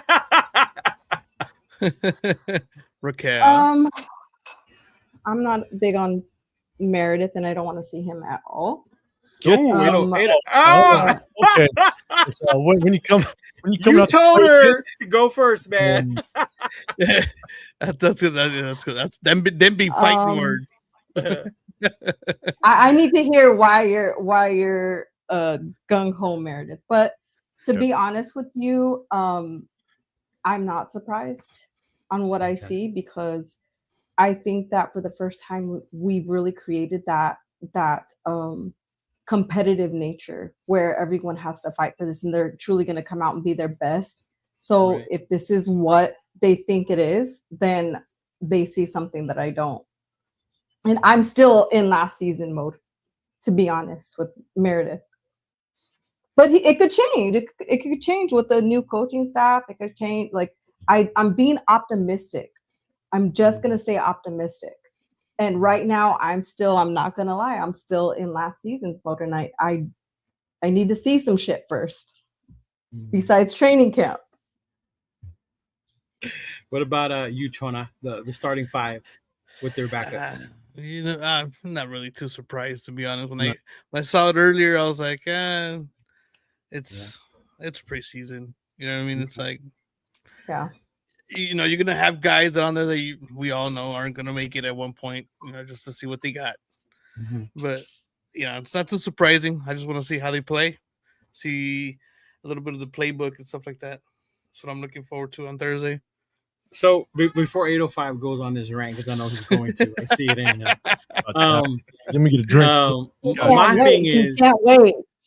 My thing, and it goes back to what 805 just said about the players he's drafted. How is it that Burford, who was a bum coming into us, was never a starter, right? Was always one of the lower ranked players. How is it now that he's starting left guard, and you're telling me that these guys that we drafted can't beat him out? The only thing in my mind that this is making sense is, and I think I heard Lincoln said it one time, it's not always your five best players, right? It's always the five that play the best together. Yeah. And to me, that's what's making sense and why they picked these five at this point, right? But go ahead, 805. That's true. But to that point, I've always said, since the day I kind of started my challenge stuff, is the offensive line, you're only as good as your weakest link, right? And so it's a unit. Everybody on the offense, if you want to specifically just look at the offensive line, you can throw tight ends in there because they're going to put their hand in the dirt next to the offensive line. But it just takes one to miss their block. Yeah. Everybody else could do the job. If one misses their block, then you're screwed. And so at the end of the day, that's why I'm a firm believer that you build up the offensive line as much as you possibly can. Yeah. Now to go back to Meredith. Yeah. Look, I'm not judging Meredith off of last year. I think he got absolutely screwed over because I Meredith has a soft spot for me because prior to the 2024 season, we brought on, God damn it, who was the offensive coordinator that we brought over from Chicago? My God, Luke Getsy. So we hire on Luke Getsy. whenever you hire on a brand new offensive coordinator, typically you're going to bring over maybe like a receiver and an offensive lineman. They're just extra coaches. They help the other offensive linemen kind of teach their scheme. Mhm. And so I went on. I basically said, look, the one guy that I wanted to bring over was Lucas Patrick. He ended up going to the Saints, and he actually went and did well with the Saints. But then we went and brought over Cody Whitehair. And I swear to God, I told myself I just did it. And shit. I went back and I watched I tape of remember Cody Whitehair, Cody and I just Whitehair. knew he used to be trash. I was pissed when I found out that was the guy that we brought over. But then it was the Cowboy preseason game, that 2024 season, where Jordan Meredith was playing guard, and I broke down the game film. I'm looking at it, and I thought Jordan Meredith actually did very well. So I kept watching him, and I said at the start of the season, Jordan Meredith, he's got to start. One, I know Cody Whitehair is trash and garbage. Right. And I think Jordan Meredith has the skill set to be a starting guard in the league. Now it's preseason. How well can he do? That's to be determined. But I thought he was definitely better than Cody Whitehair. Well, in the 2024 season, Jordan Meredith ended up being ultimately, it could fluctuate depending on what you're looking at, but basically a top 15 guard in the National Football League. He was, without question, our best offensive lineman that year. Colton Miller went down, but ultimately 364 offensive snaps, passing snaps, and not a single sack given up in the 2024 season. And he was extremely efficient in the run game, going against the Broncos defensive line, going against. Wasn't that the year that our quarterbacks were getting killed too? Like we lost Aiden a lot. We had what's his name Not by playing? Jordan Meredith. Yeah. He never gave up a sack in 360 plus snaps. But then what is Pete Carroll's son do? He moves into a goddamn position he has never played before in his entire life. Never in his entire football career did he ever play that position. And Meredith, he's already undersized. And so when you're undersized, now you have to snap the ball and then get your hands up and snap the ball and get your hands up and get your feet involved as well. Yeah.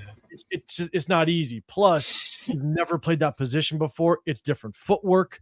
It's different hand placement. Everything is different. So Everything. I honestly felt bad for Jordan Meredith. But then you move him back to guard, and the problem is that now he's basically learning the offense at a completely different position. Even though he's used to guard, you now have to learn the offensive scheme, the blocking scheme as the guard. Zone blocking is different. Yeah. So that's why I just think, is Jordan Meredith going to start on this offensive line? Most likely not. Probably not. I wouldn't be surprised, and because it's just a different regime and they're going to bring in their guys, shit, I don't know if Jordan Meredith will be here. I have absolutely no clue. But ultimately, if you take what Jordan Meredith is good at, and if you look at what he did in the 2024 season before Pete Carroll and his son just screwed him over, Jordan Meredith was a damn good guard. So that's what I'm basing him on. But so you would prefer him over Burford? 100%. Okay. I'd prefer him over JPJ. Whoa! He did in 2024. He's our best guard right now. JPJ has a lot of potential, but he's very inconsistent. Let's talk about getting screwed over. Let's not forget how JPJ got screwed over. Yeah. In my opinion, I do think did. near the entire offensive line gets a pass. Right. Well, Same. Yeah. It was just coaching. Right. So, but what is very interesting though is it goes back to, give me an indication on how well Spytech is drafting. And one, I know it's not the draft, but it's free agency. You went and you got Ashton Genty as the number 6 overall pick running back, and your second top free agent pickup outside of Geno Smith was Alex Kappa. You thought that was the solution to this offensive line, and then you followed it up with Charles Grant and Caleb Rogers. Now, my thing is, that's fine, but where are these guys now playing? They're now still backups. Caleb Rogers got some burn last year, right? Charles Grant got some burn at the tail end of the season when the season was already over, and he was playing a bunch of backups against Kansas City, right? So it remains to be seen, what is Charles Grant going to look like? We don't know. But what we do know now is that they are both starting the season 2 third-round draft picks, which, in my opinion, you find starting caliber players in the first, second, and third round. We now have 2 third-rounders backing up the offensive line. So, to me, I just feel like if this offensive line works, that's fine. I want it to work. I want them to come out and just play smash mouth football and Genti now runs for 150 yards. Let's make it happen. But now you got your draft picks sitting as backups, and you got a third rounder sitting as a backup as well. It's just telling me these draft picks, they're just not panning out. Based on what you're saying, just so I understand, so Rodgers should be starting based on where we took him and what year he's coming into, and Grant should be more included as well. Yeah, I honestly, I mean, I think Grant has a little more development because he came from such a small school. Yeah. I understand the more development that he may need, but Caleb Rogers, he came from I forget where he came from, but he was a D1 school. Maryland, or was that Glaze? He did Glaze. Glaze. Okay. But he came from a good D1 school with good competition. So you would think that if it's not last season at some point, which he did, I see it big like Texas Tech. So you at least come from a school to where you're seeing at least some decent competition. So I would think a third rounder at some point should be able to start. Now, mind you, we're talking about 2 third rounders. We talk about Darian Porter. He's starting, but still suspect. He's going to start all season. Jack Mesh, very suspect. We'll talk about the rest of the depth chart. So I'm really questioning a lot of these draft picks that Spytech is coming up with right now. Mind you, this is first depth chart that's come out prior to the first preseason game, right? Yeah, this can change. This can change before that first game against Miami. Yeah. Right. Yeah. But yeah, I see. I see where you are. I think the coaches from last year, I think a lot of players took a hit from that too, though. Yeah, they're developing these players on both sides weren't all that great, right? So it's like it felt like a lost year almost last year with that coaching staff. It was. It's like now it's like if they were on year 2 last year, it almost feels like okay, it's year 2.1. You know what I mean? Because the coaching staff last year was just horrible, right? So I don't know. We'll see. And let's not forget the one thing, and Joe Morley always reminds me of this, that we're adding this year to our offensive line. Because even to what 805 said, the tight ends block as well, right? You think of Big Mike, Ian Thomas, even Brock, can block. But we got a fullback. Yeah, we do. Yeah. Connor Hayward. We have an actual fullback in the backfield now. So how's that going to work? What's that going to look like for Genti and the run game, right? Like, what's that going to be like? So it's definitely an interesting thing to see when it comes to the offensive line. But the opposite end, the trenches. I want to start in the trenches. On the defensive end, we got Max Tonka, and of course Hall of Fame defensive tackle according to 805, Adam Butler. Right, he's in there. Adam Butler. Right, and then notice it says edge, right? So you got a DN, 2D tackles, and an edge. It's got Quiddy, and then we got Malcolm, Jonah, Thomas Booker, Kieron Crawford, who's been in the red jersey for some fucking odd reason, right? And then JJ Pegues as well. But yeah, that's what the defensive line looks like. Obviously, we've heard a lot about Tonka. This is the training camp he's having, right? Quiddy, Malcolm, right? Malcolm. To me, Jonah and Tonka are the big improvements. Booker, to me, is, I don't know. I didn't see much about Booker. Obviously, he was the Jacorian Bennett trade guy. But how you feeling when it comes to our defensive line?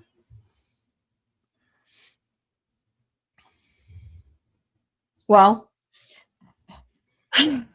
I mean, I'm always going to feel good if Max is in. That's for sure. Because the past couple years, he's literally done everything. And you don't want him to go to. You don't want him to go back to Baltimore.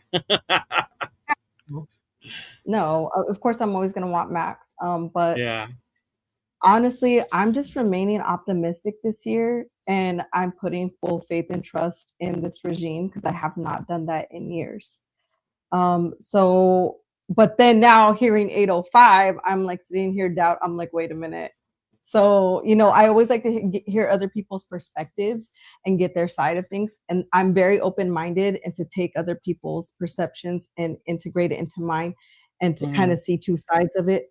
But this year, I mean, I'm just going to go in it with an open mind and try to remain calm and not get in my feelings and my emotions like I usually do. So I'm trying to stay grounded. I think that it's kind of like goes back to what you said. I think that things are put in place a certain way because maybe they're seeing something in training camp or in practices that these guys fit together. These guys work well together.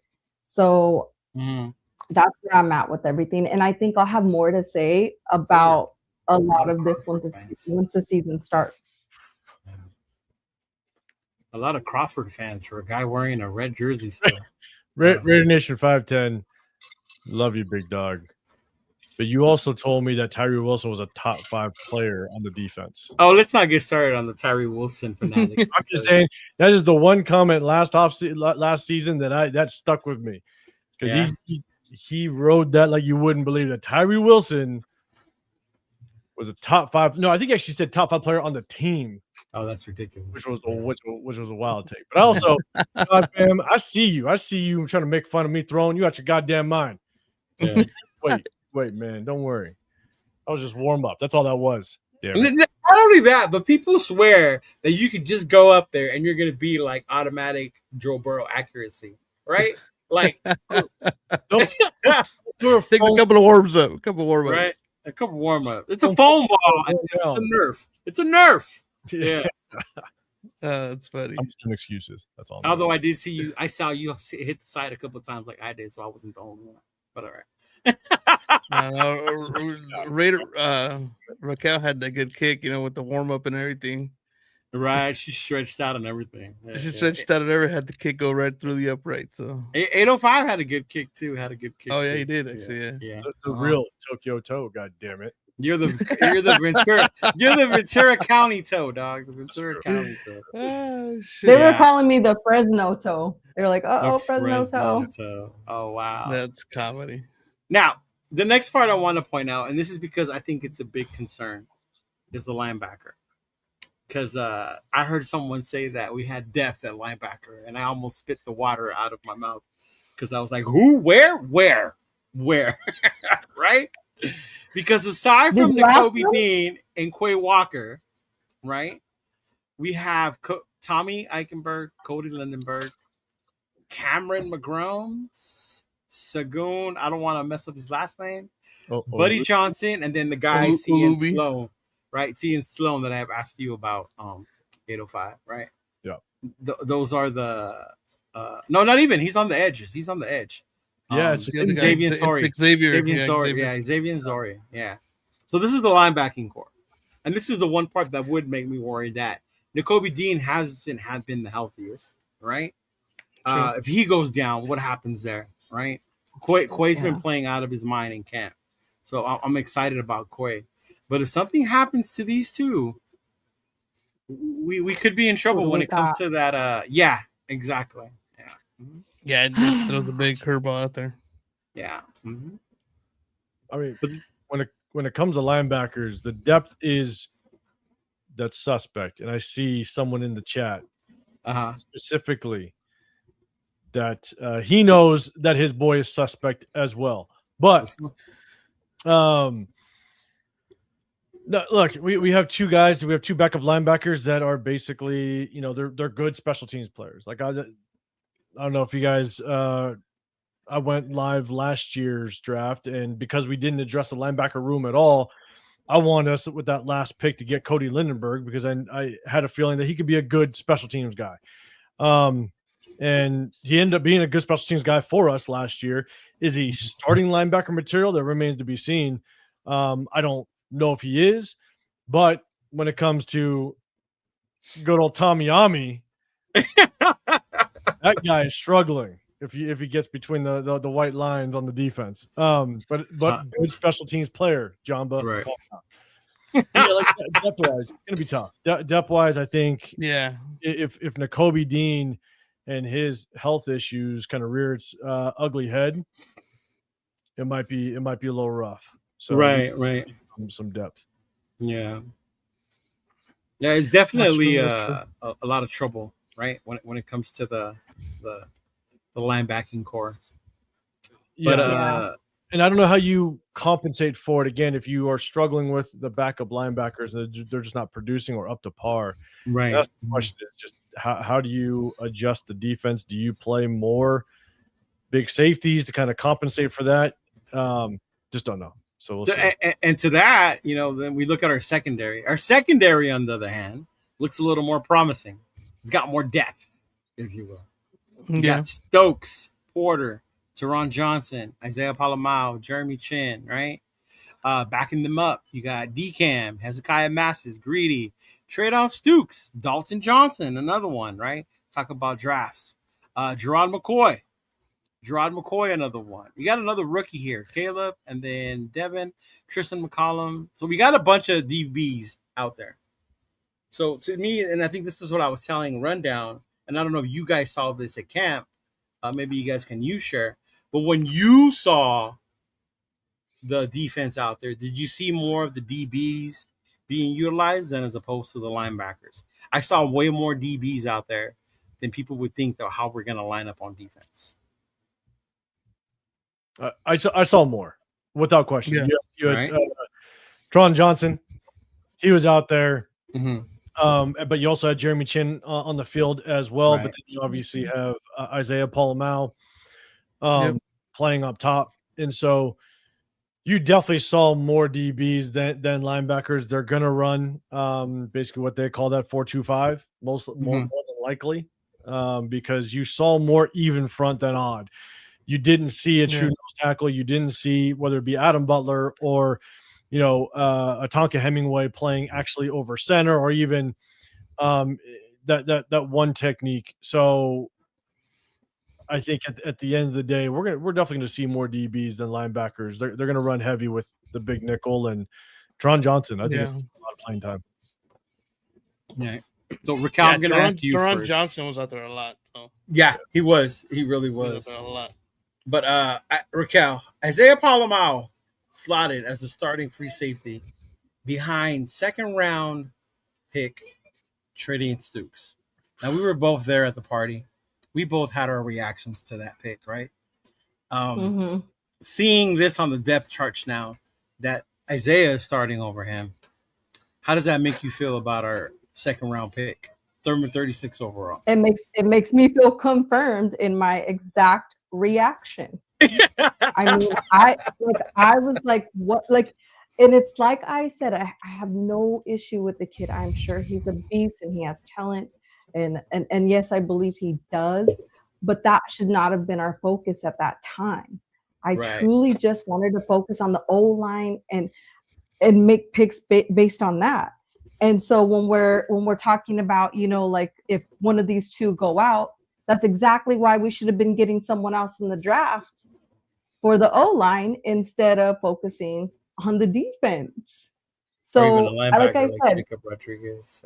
Yes. So for me, when I heard them announce for our second pick that we were picking up a defense, it just, I thought maybe they knew. No, the reaction for all of us was like, "Who the fuck is that?" That was the exact reaction all three of us had because we were standing there waiting for Mendoza to come out. Right. And we're sitting there and we're like, "Ooh, they just moved back and he's still there." And then we're like, yeah. And then it was like Stukes, and we're like, even the guys behind us were like, "What the fuck is that?" Now, mind you, mine may have been the worst in that I made the face and I said I need a drink, and we walked straight to the bar, right? Yeah, we walked straight to the bar. I know 805 was in Pittsburgh with the fellas, and I'm sure they reacted a certain way when that pick was announced, and we were all told to chill. But I mean, yeah. But the problem is that I think Isaiah Palomao, if you run and it looks like this is what we're running, which I'm excited for. If Isaiah Palomao can run in more of a 2 high safety set, as opposed to we ran that stupid cover 3 last year. The cover 3 was horrible for him. It was it was horrible for everybody because not only did we just run cover 3, we didn't disguise it. We didn't adjust to it. We didn't move to it. Nothing. We stuck in a standard cover 3, which any mediocre quarterback can pick apart. And that's basically what they do. And so I was hoping that Robbie Leonard, now being the defensive coordinator, coming from coaching with Brian Flores over in Minnesota, he runs more of a 2-high safety defense. If he brings that over, I think Isaiah Paul-Mal can have more success and kind of get to what he looked like 2 years ago, not last year, but the year before that. The year before, yeah. And more of a defensive coverage or alignment like that. So I'm excited. I think he can do well or find success.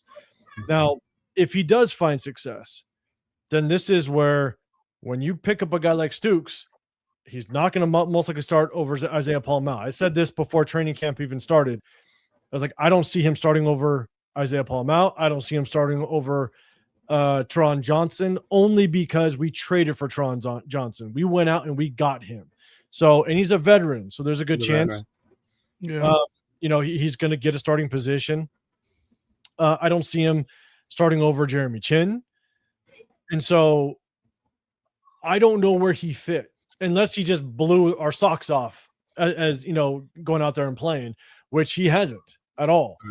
So then what does that mean? To at least start the season, things can change. He can improve, but to at least start the season with this initial depth chart, here's another second-round pick that's very suspect as to where he's going to fit. And maybe we'll talk about the receivers because there's another second. Yeah, we'll get there. It's just I don't know where he fits. And that's the problem is that, again, like I said before, I expect to draft day 1 starters rounds 1 through 3. Again, outside of quarterback. I understand sitting Fernando Mendoza in the development. But outside of that, every other position should be a day 1 starter, at least looked at that Exactly. way. Yeah. And he's guys I think are going to be better than him. I just don't know where he's going to fit, barring any injury. Now, I asked this to Rundown earlier, and I'm going to ask you guys. Are we being bitter Raider fans? Because Isaiah is Isaiah. We liked him 2 years ago. Last year he was bunt, cover 3, right? But now, to me, this is what I told him. If I'm Isaiah, I looked at the draft and what they did. They brought in a bunch of young secondary guys. These guys, this regime don't know me other than Robbie Leonard, right? I'm going to have to fight for my damn job if I want to stay here. So that may have put Isaiah at a whole nother level where he worked harder, pushed himself harder. And now maybe he is playing better and has earned that spot above Tre'Davious Stooks, even if he is a second-round overall pick, right? Because at the end of the day, you're going to play the guy that's playing better, regardless of where you drafted him, right? Mm-hmm. Yeah. So is that a bad thing to have as a Raider fan? Or is it we're just so fixated on this PTSD we have with draft picks that when we see one doesn't start, we're like, we fucked it up again? Honestly, I'm not going to go there yet. I'm straddling it. I go back and forth. I'm not going to lie. Like, I'm straddling it and I'm working through it. But thank you. I keep saying thank you.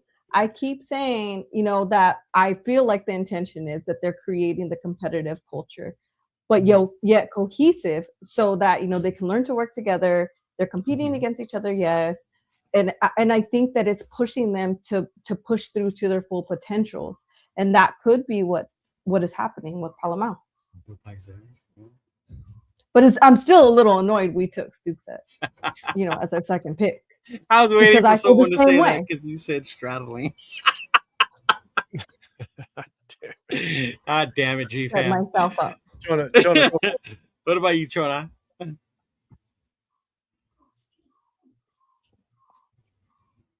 No, he's like, I'm done with this draft. God damn it. I'm out of here. No, it's not even. I understand we've had bad draft picks in the past. We have. We have a bad history, but honestly, I treat every draft the same. I go into it going, look, like these are the players that I want. These are the players that I think fit what we're looking to do and complement the existing roster that we have. Because remember, we're running free agency first and then the draft. So you already have a decent nucleus. You have a decent foundation potentially, but now you're trying to fill the holes in the draft. And again, it's all about trying to continuously build starters in the early rounds and find kind of those diamonds in the rough in the later rounds. And I think we've just year over year constantly we've proven just not be good at it. And then we wonder why the hell we're picking number 1 overall, why we're picking the top 10 constantly. It's because we just don't draft well. And when you pick guys that other guys might be on your radar, right? Other guys you might have wanted, and then say McDonald, Boston, Hurts. Say their names, bro. You say their names with your chest. They go elsewhere, right? And you just sit there and go, well, it's not surprising, that we're picking number 1 overall or number 6, or you know what I'm saying. So, PTSD is part of it, but at the same time, I think I just get so pissed off because now we always have to sit there and go, well, we just got to trust the process.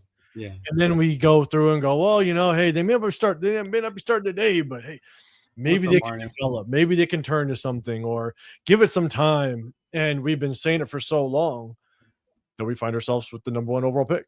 So I don't know.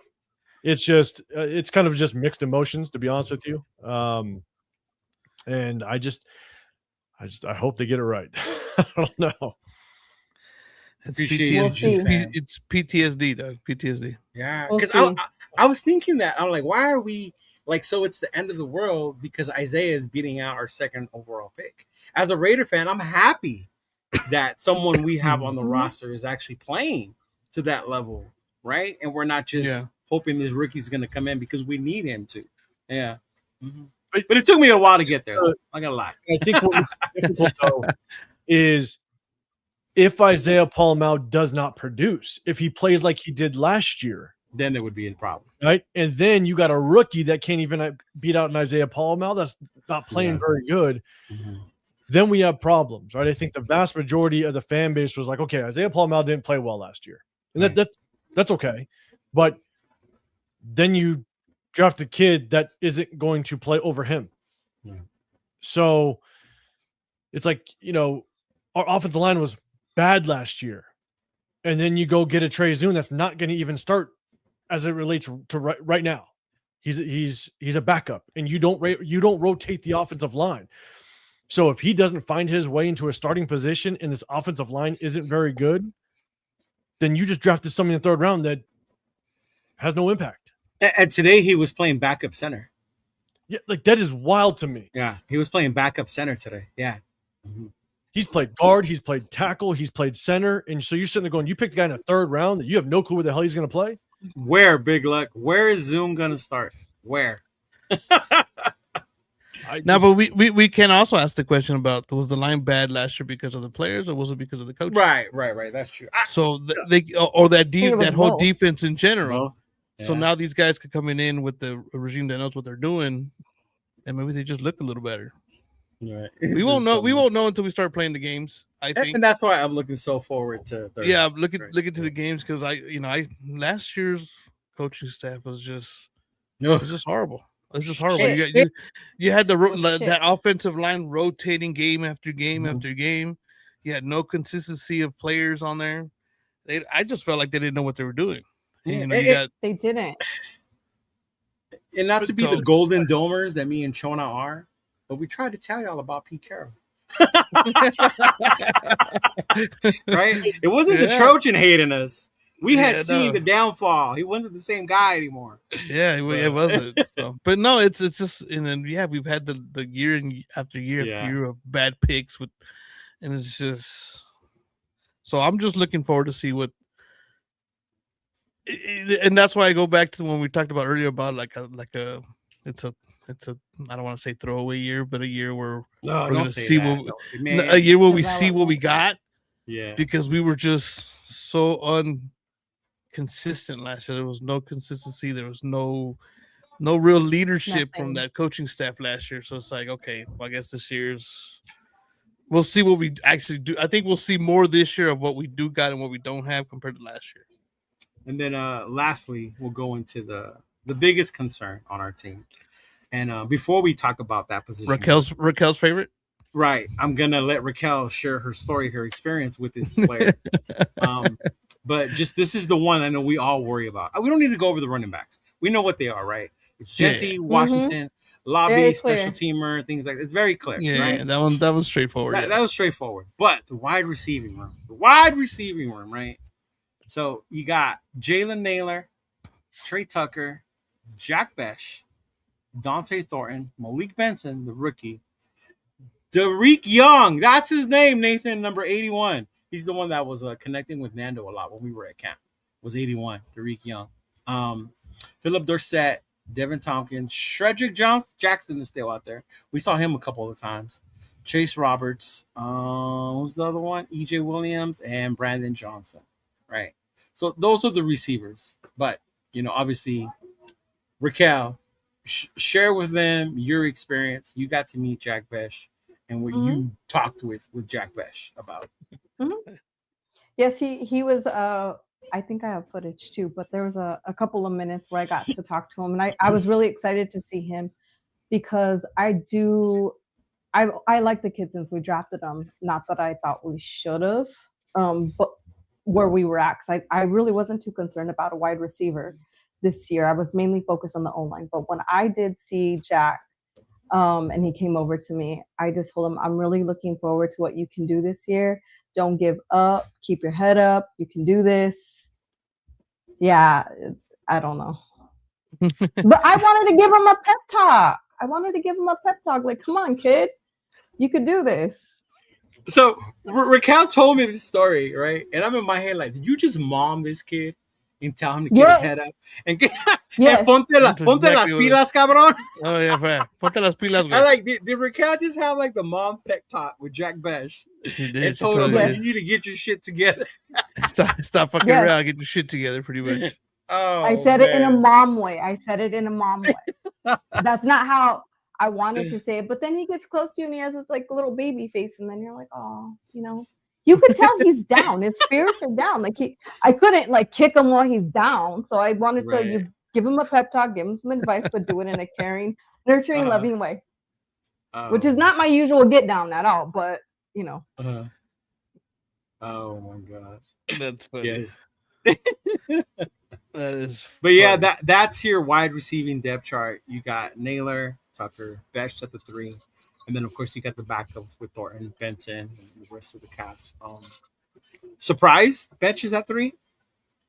You guys think maybe somebody else should have been there? Are you surprised? Why are you surprised, Raquel?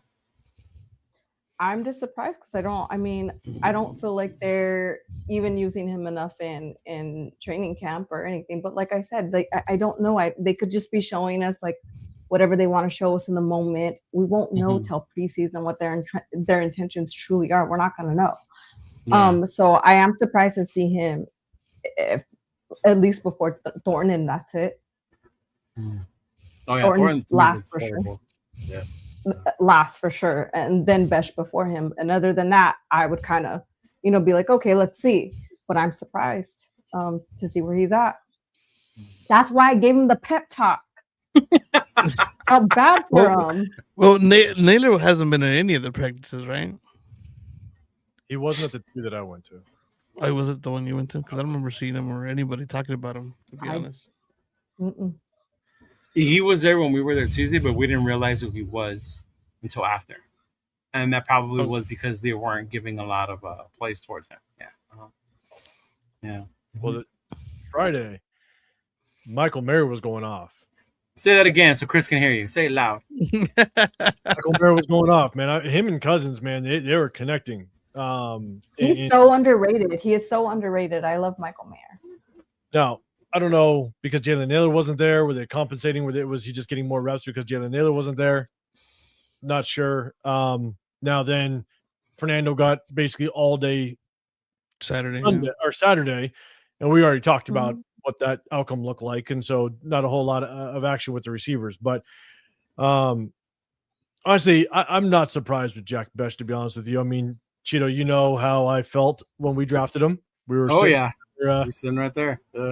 In the room, but the The one thing that I was looking at was, one, is Jack Bech even out there, right? Because I haven't heard anything about him in training camp, barely heard anything about him in OTAs. So my first indication is, okay, let me just locate him. Is he running with the ones? Is he running with the twos, right? He ran with the ones both Friday and Saturday. And I'm looking at the quarterbacks, and they're not even looking his way. They're not looking his way post-snap. When the quarterback drops back to pass, the eyes instantly go away from Jack Bech. They're not even looking at him. And I think what is really concerning, and honestly, Raquel, when you talk to him and he was probably down, it's probably because he literally worked out in 150-degree weather and didn't get a single rep when it came to just a catch, not a single target, right? So he's basically just running routes in 150-degree weather. It's tough because when the quarterbacks don't even look your way, when they get that snap and their eyes don't go to you, that tells me that they just don't have trust in you. And then I tried to watch him as much as I could, because obviously you're trying to watch a lot, but I wanted to see just how is he doing running wise? Is he getting separation? Is he being able to kind of detach from the defensive backs? If they're running zone, is he finding the soft spots in the zone? And the times that I saw him, there wasn't much separation at all. There wasn't really much opportunity for the quarterback to even get him the ball. But then you just keep watching the quarterback's eyes, and they're just not looking at him. And that just tells me that the quarterbacks have zero trust in him. And we'll see if that changes in preseason. We'll see if they can grow some chemistry, because right now it looks like, when you're hearing reports, Cousins has a little bit of rapport with Jalen Naylor. He's obviously targeting Brock Bowers. Him and Brock Bowers on that day one, the first day I went, Cousins was hitting Brock Bowers all day long. It was, they're clicking. But then it sounds like he's hitting Jalen Naylor. Obviously, some people have been talking about Malik Benson, but it is. I saw Tucker get the ball a lot. Yeah, Tucker's out there getting some touches. Yeah. But it's just crickets when it comes to Bech. And so, and I'm seeing people in the chat asking, can Bech go to tight end or maybe convert to tight end? I looked it up. Bech is only 6'1". He's not very big. That's small. You're not going to be able to be a tight end in the National Football League at 6'1". Like you got to be a special talent in order to pull that off, and he's just not it. And so I don't know where he's going to fit. So I'm not surprised he's number 3. Honestly, to be dead honest with you, I think he's number 3 just by default because he's a second-round draft pick. I think there's a really good chance that someone's going to compete to possibly take his spot. If we go 12 personnel and there's 2 tight ends, I don't think Jack Bech is on the field. It might be just Jalen Naylor and Big Mike and Trey. Brock. It might be the personnel. So, I don't know. I know that a lot of people are talking about Clint Kubiak. He likes to run the football, which he does. And Jack Bech is going to be able to, use his physicality to be a blocker out there. But at the end of the day, you also need something that can complement off of that run. And he's just, at least what I've seen, I think he just struggles even with just the route running. People kind of compared him to, he could be the Cooper Kupp of Seattle last year. Cooper Kupp is a damn good route runner. That's the difference. That's the separation. Yeah, I'm about to say Cooper Kupp can run routes, bro. What the hell are you talking about? Yeah. So that's where I'm just struggling. Where does Jack Bech find himself on this offense, where he's going to be effective enough? But we have a fullback. Now you got someone saying fullback. Like, we have a fullback. Yeah. So I don't really see where he's going to fit. Yeah. It's going to be a tough one. And I understand his blocking. He's a great blocker. You need a receiver to block. But if he can only block, tell me as a defense, when you see him out there, your mind's like, they're running the ball because this fool's here. Because they ain't passing it to him. Right? Coming out. They're not. What I saw from him, see, he did get the ball a couple of times when me and Nathan were there. Because obviously Nathan, that's his dude. He has faith in him. So he did. My thing was he never created enough separation when he did get the ball, it was a contested. The defender was right there. So one, the throw needed to be perfect, right? So he made like 2 of those. And then the third one bounced off his hands and he dropped it. And I remember making fun of Nathan, like, your boy dropped the ball. That's it. He ain't getting no more balls. And guess what? He didn't get no more balls thrown to him. That yeah. The opposite to routes is Thornton. Thornton looks so horrible running routes out there, bro. Honestly. It looks like he just runs out, right? It looks like he just looks like the only thing he can do is go deep. Because even when he tries to run a route, his feet, like, he doesn't know what to do with them. It's almost like he stutter steps before he's supposed to make his move. So if you're a DB, you even see him, you know it's about to come. So it's like it's so bad, his route running. And then again, to 805's point, another draft pick, right? Granted, it was in the 4th round, but it's horrible when you look at it when it comes to that sense and our lack of production. I mean, imagine if we didn't have Brock or Brock Bowers goes down again, because that's what happened last year, right? We had a passing game when Brock was around, but when Brock was gone, it was like, all right, let's just stop Genty. That's the only thing they have. Yeah, that's when you're bringing practice squad guys. That's when you're bringing in Justin Shorter. Right, yeah. I'm screwed. That's true. Yeah. But to me, this like, he's a blocker. You don't draft a receiver that can block in the 2nd round. If you're drafting a wide receiver in the 2nd round, and remember when we drafted him, that's Jacoby Myers' replacement. Remember that talk? Oh yeah, that's true. Remember that? We could save $20 million. Now we don't have to pay Jacoby Myers. How many people miss Jacoby Myers now? Now I do. Now I'm like, we should have paid him. He went out to Jacksonville. And I know when I was wrong. I know when I'm wrong. I'll admit I was wrong. I would have took him back. We need to go back begging. So that's our receiving core, and then we'll see, right? As far as Benson, and if we look on the bright side, hopefully, right? If we can, and I guess maybe this is another receiver core. Like I talked about the offensive line. The offensive line has to work out. I'm sorry. Spytek has now he's had 2 free agencies, 2 drafts to correct this offensive line. You better make it work. Point blank period.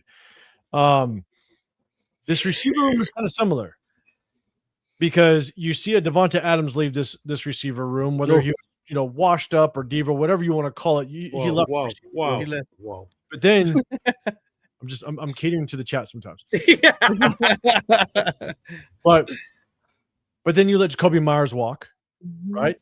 Yeah. Again, not saying Jacoby Myers was a true number 1, but he was a solid number 2. But then all you needed was a compliment. That's the word, a complimentary wide receiver. Yeah. And I was never on the Justin Jefferson and bringing this true number 1 receiver because we have Brock Bowers. Right. You don't need that. You just need a number 1 receiver that's going to attract the number 1 corner. Right. But the defense has to know where that number 1 receiver is to take attention away from Brock Bowers. And so never did you need this like Devonta or this Justin Jefferson because we have Brock Bowers. Right. But you went and got Jalen Naylor. And Jalen Naylor, to me, just I think at best he's a good number 2. But remember, he could be that complimentary wide receiver. That's all you need him to be.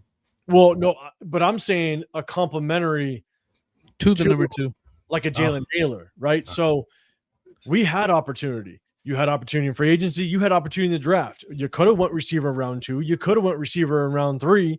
But right now, we might have a 2nd rounder and 2 3rd rounders that are rotational pieces in this draft. So you got guys that aren't going to even contribute this year as it relates to this depth chart. Could change. But Traden Stukes, non-starter. Trey Zune, non-starter. Keon Crawford taking mental reps with the red jersey. Like, you have plenty of receivers still on that board. So if this receiver room doesn't work, again, that's just another massive failure on my text part, in my opinion, because you had opportunity. Yeah. And that's the said it doesn't work in personnel wise, because I think they are going to function based on Kubiak being able to scheme them open.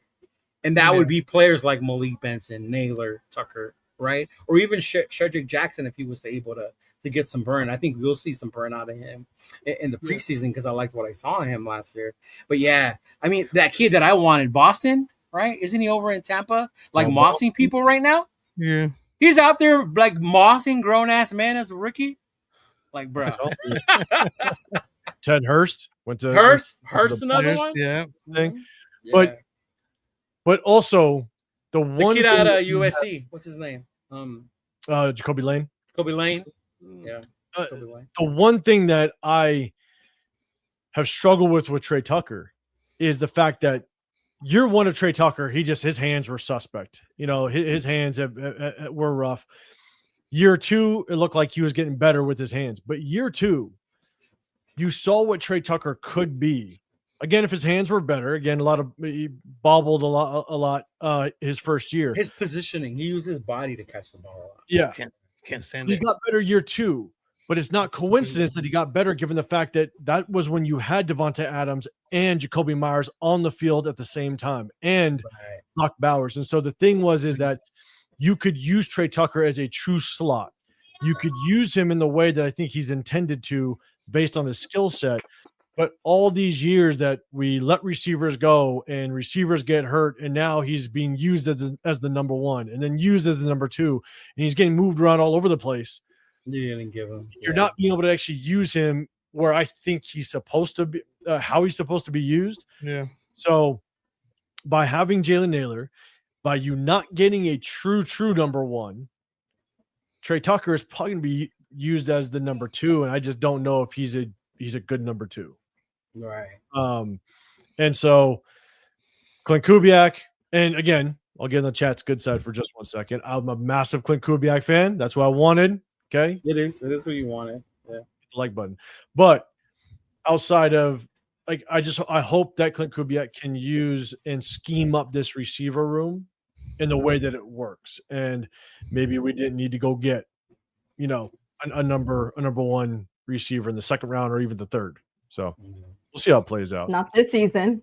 I was cool with not focusing on wide receivers this year. I'm telling you, I'll say this a million times. I just wanted to focus on the O-line, maybe fill in some gaps in the defense, but I was okay not focusing on anything else but those two things. Oh, except I did want a quarterback. I did want Mendoza. But after that, yeah.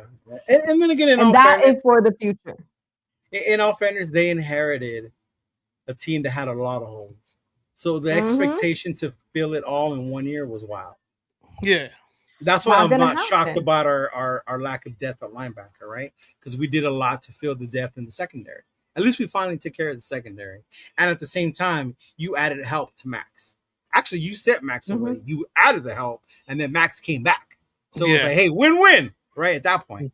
Yeah. At that point, it was win-win. And then you got the development of people like Tonka, people like JJ, people like Jonah, Adam Butler, the anchor, the veteran, Yeah. Shout out to my boy 805,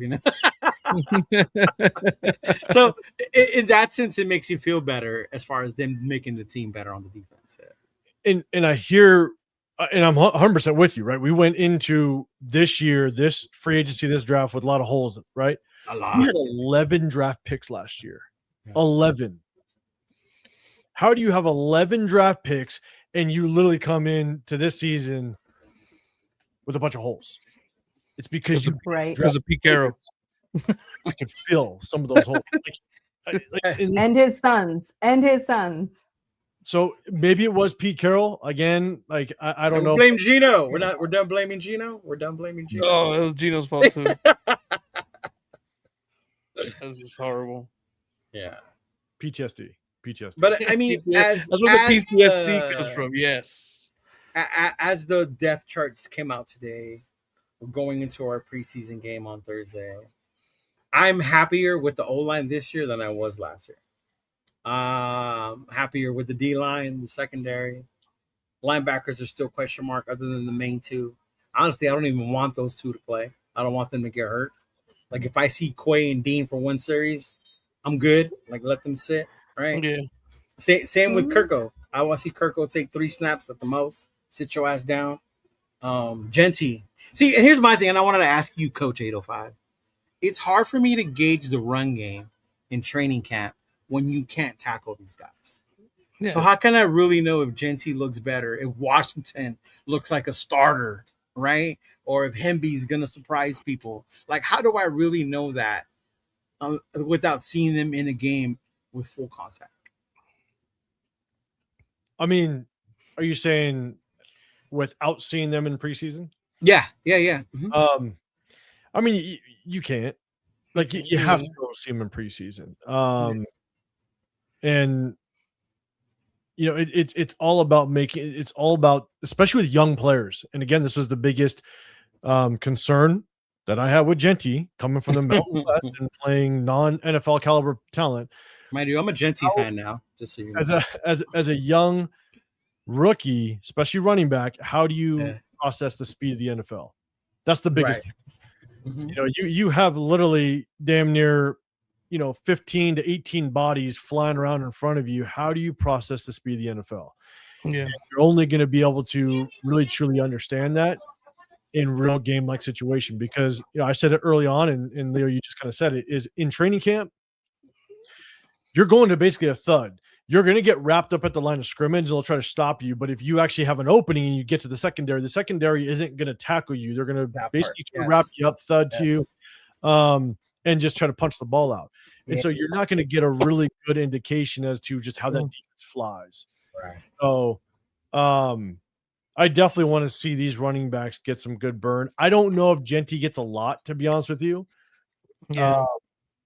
Just because he is the bona fide starter. Like, he is the guy.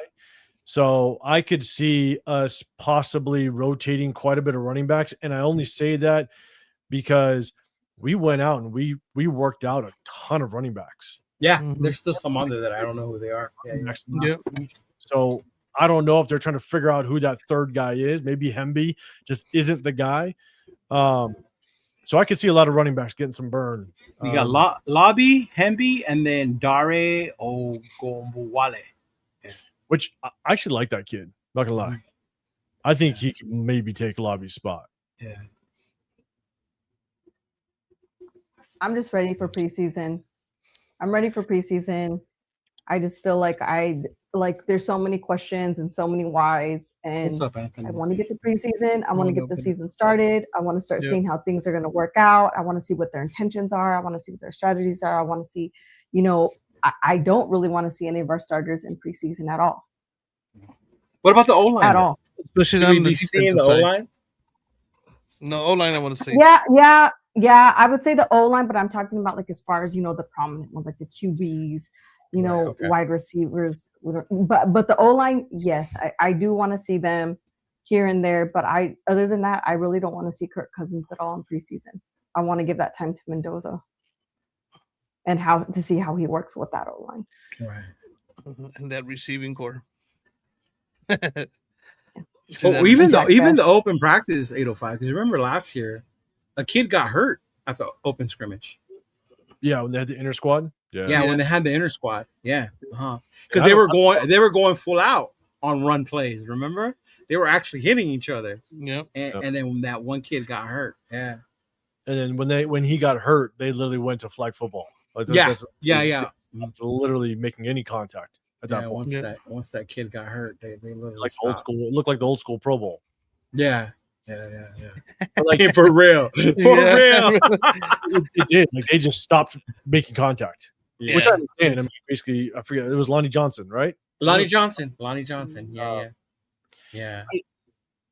I definitely want to see the O-line because what's up, brother? Be able to kind of gain that chemistry.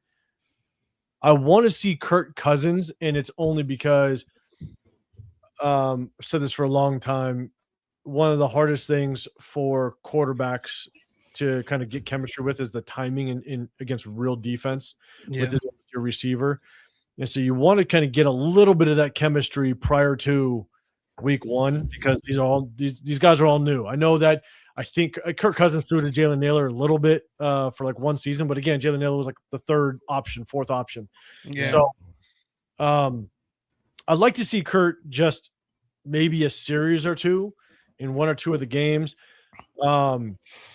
And it's also because I want to see Kirk Cousins' arm, because I'm telling you right now.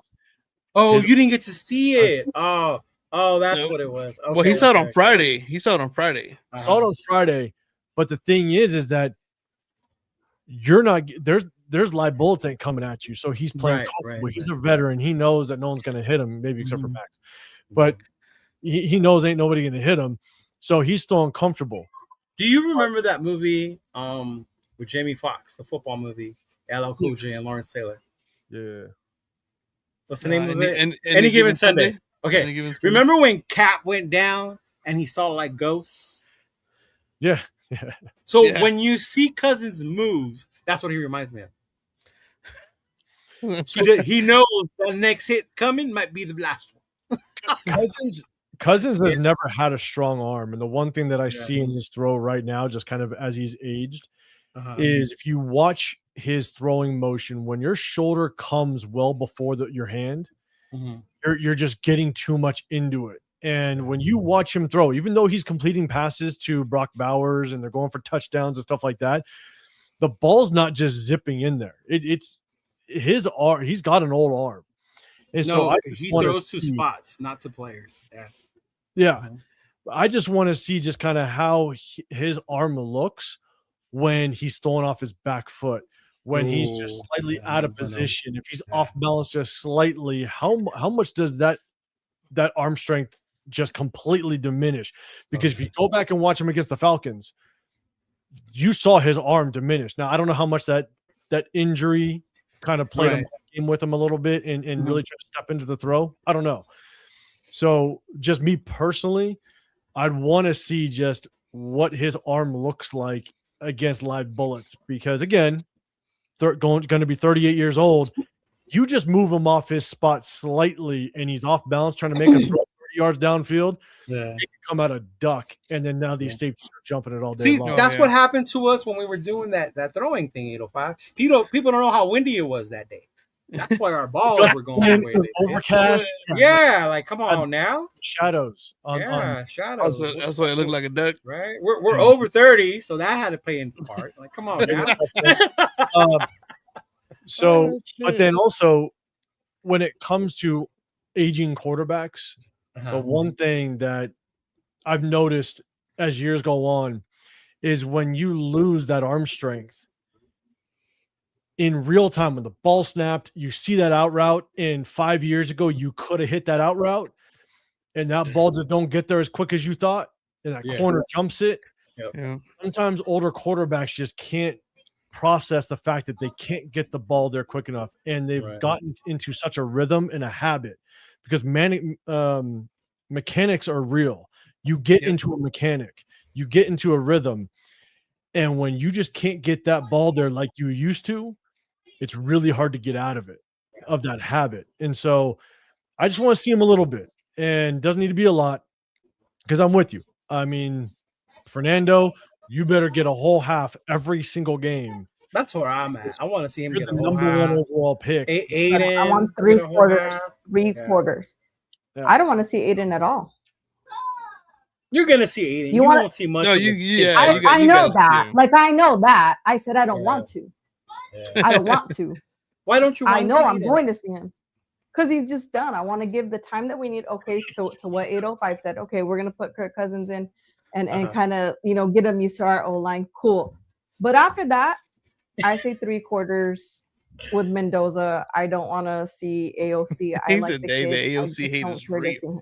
Right. It's not hate. It's not hate. It's being realistic. So why are we wasting training time for Mendoza on AOC, who's never going to be a starter on our team? Careful. Now. Like, what for? The AOC tarts are going to come for you. Yeah. I would be in my opinion, I think the only way that we see a substantial amount of Aiden O'Connell is if they try to showcase him for potential trade opportunity. That's what I was deadline. Yeah. If a starting quarterback goes down at the trade deadline and you're like 6-2, like you and Aiden O'Connell looks good in preseason, if you're able to just showcase him a little bit, you might have, instead of losing him at the end of the year and not getting anything for him, you might get a 6-rounder. Right. So it's like, I think that's the only way you might see Aiden O'Connell get some decent playing time is if this regime thinks, hey, maybe he can look good against, garbage time, third stringers, undrafted free agents, and we can bait somebody into a trade at the trade deadline. He said AOC equals ass on couch. Not only that, but can the man stay healthy? Because every time he gets that chance, he gets hurt. Last year in Arizona, what happened last year in Arizona, Chona? He ended up getting hurt. Cam Miller played the rest of the damn game. Yeah. The whole damn game, basically. You were like, what happened to him? He was gone. He was gone. He was gone. So, yeah. So I want to make something clear about AOC, though. I'm going to make something clear right now, and I've been saying it over to people who have had private conversations with me. I have really good in-depth conversations with people. But the one thing I will say about AOC is I know he didn't get a fair shake. I understand that. He had to deal with Garoppolo, Minshew, fucking Geno Smith. No, he did not.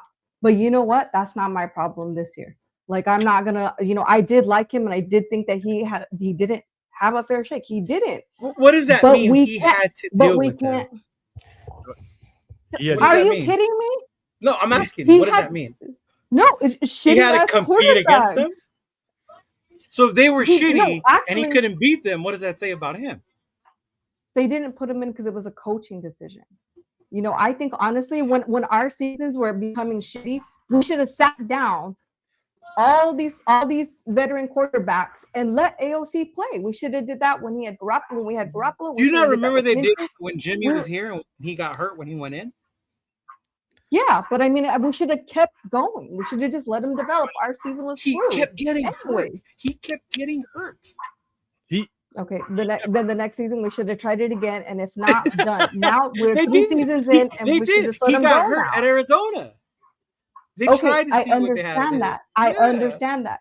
So that's fine. But even with Geno Smith, we should have just took him out, left him in, but we left Geno in almost the whole season until the very end. We should have let him see and let this be his final season, that we give him a chance to develop and to bring it.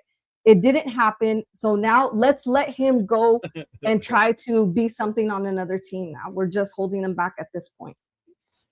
If Geno almost got killed. Do you think that he has a chance of being a starter? Do you think that he has a chance being the starter of the Raiders? I think he was given the chance. He never made the most of it. Okay, that's fine. But do you think he is today?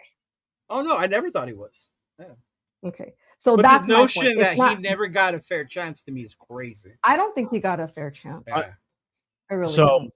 First and foremost, he didn't have a shout out to Fu Chris in chat. I saw him. Sitting next to him all day on Saturday. Yeah. No, actually, I mean, I agree with Raquel. To be down. Yeah. No, he got hurt, right? And that's the situation, right? Yeah. But when it comes to what quarterbacks need, every quarterback, I could care less if you're, Patrick Mahomes, I can care less if you're Josh Allen, if you're Lamar Jackson. There's things that a quarterback needs in order to have a chance at success, right? It's consistency, which NFL never had. It was constantly fired head coaches in the middle of a season. Oh yeah. And now you're basically getting a brand new offensive coordinator. You're getting what was his name? The kid that was never an offensive coordinator before with Antonio Pierce, and it was just Aiden O'Connell. Here's your play caller. It's never called. The one that took over. Oh my God, I know who you're talking about. He was the OC or like quarterback coach he went to the Titans last year. So I don't know. But the one that was like McDaniel's his protege, and then he finished the year with him. Something like that, yeah. But he's never called plays before, and all of a sudden now here, Aiden O'Connell. Now you got a no-name play caller that's never done this before, and then you get basically a bunch of practice squad receivers because everybody ended up getting hurt. And so when you have a shit run game, practice squad receivers, a shit offensive line, and shitty offensive play callers that constantly are a revolving door. Yeah, he got hurt, so he did himself no favors. Yeah. He also literally got zero consistency. If we want to talk about Mendoza and saying don't start him because we have a bad O-line and we don't have good receivers and we need to figure things out, I just don't think Aiden O'Connell ever got at least what I think a quarterback needs to find success. but it's also on him because he got hurt. Like, you can't predict injuries, but you got hurt, and sometimes that's how just careers happen, and it sucks.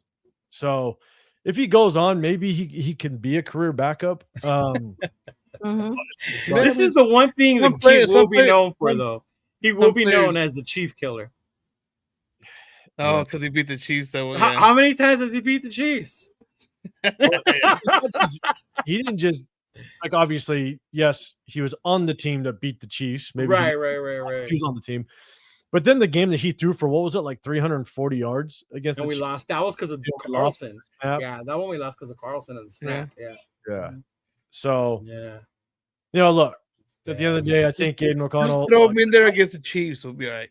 He deserves, in all honesty, I think he just deserves a fresh start. Just go somewhere else at some point, get a fresh start, and then. Was it one of the Lombardis? Was it one of the Lombardis? Maybe. Yeah. No, it was. No, it was McDaniels' protege. I know you're talking about. Yeah.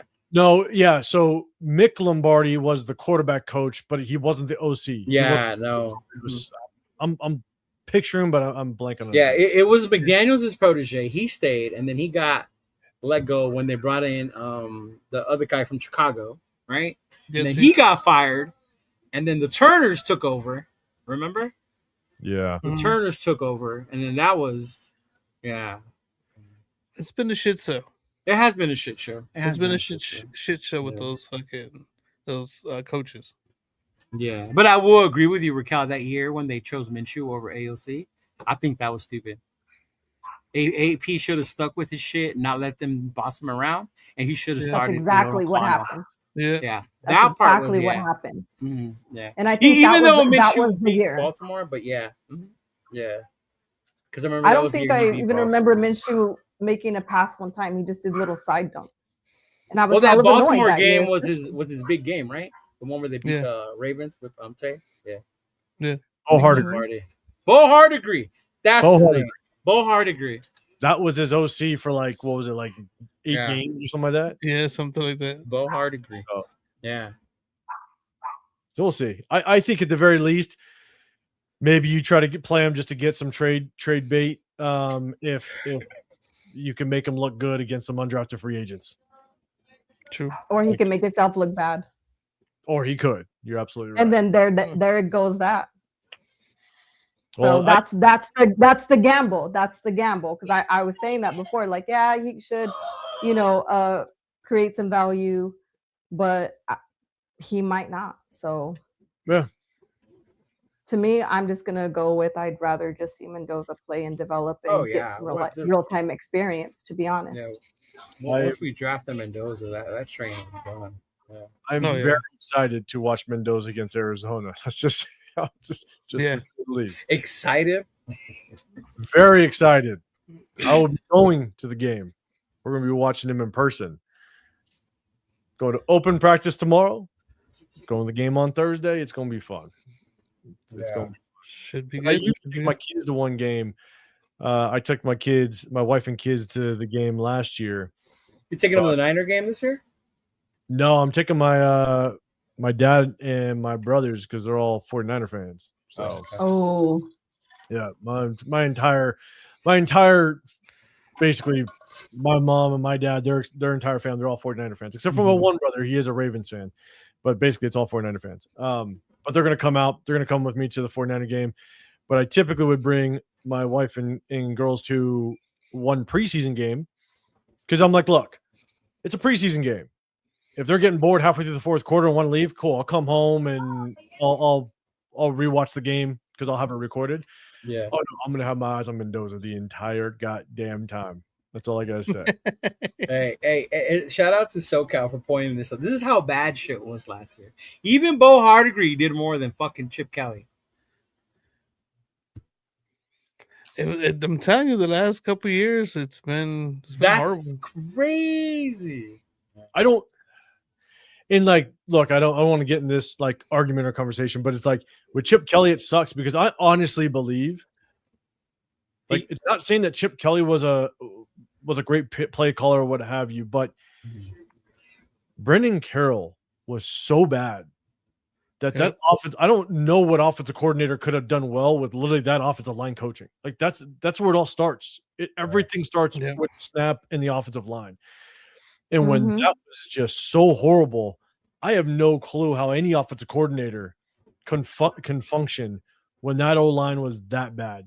Because you just can't call plays. I mean, I again, out of the 23 years I coached, I was a defense coordinator for 16 of them. And so the rest of the years, I was an offensive coordinator.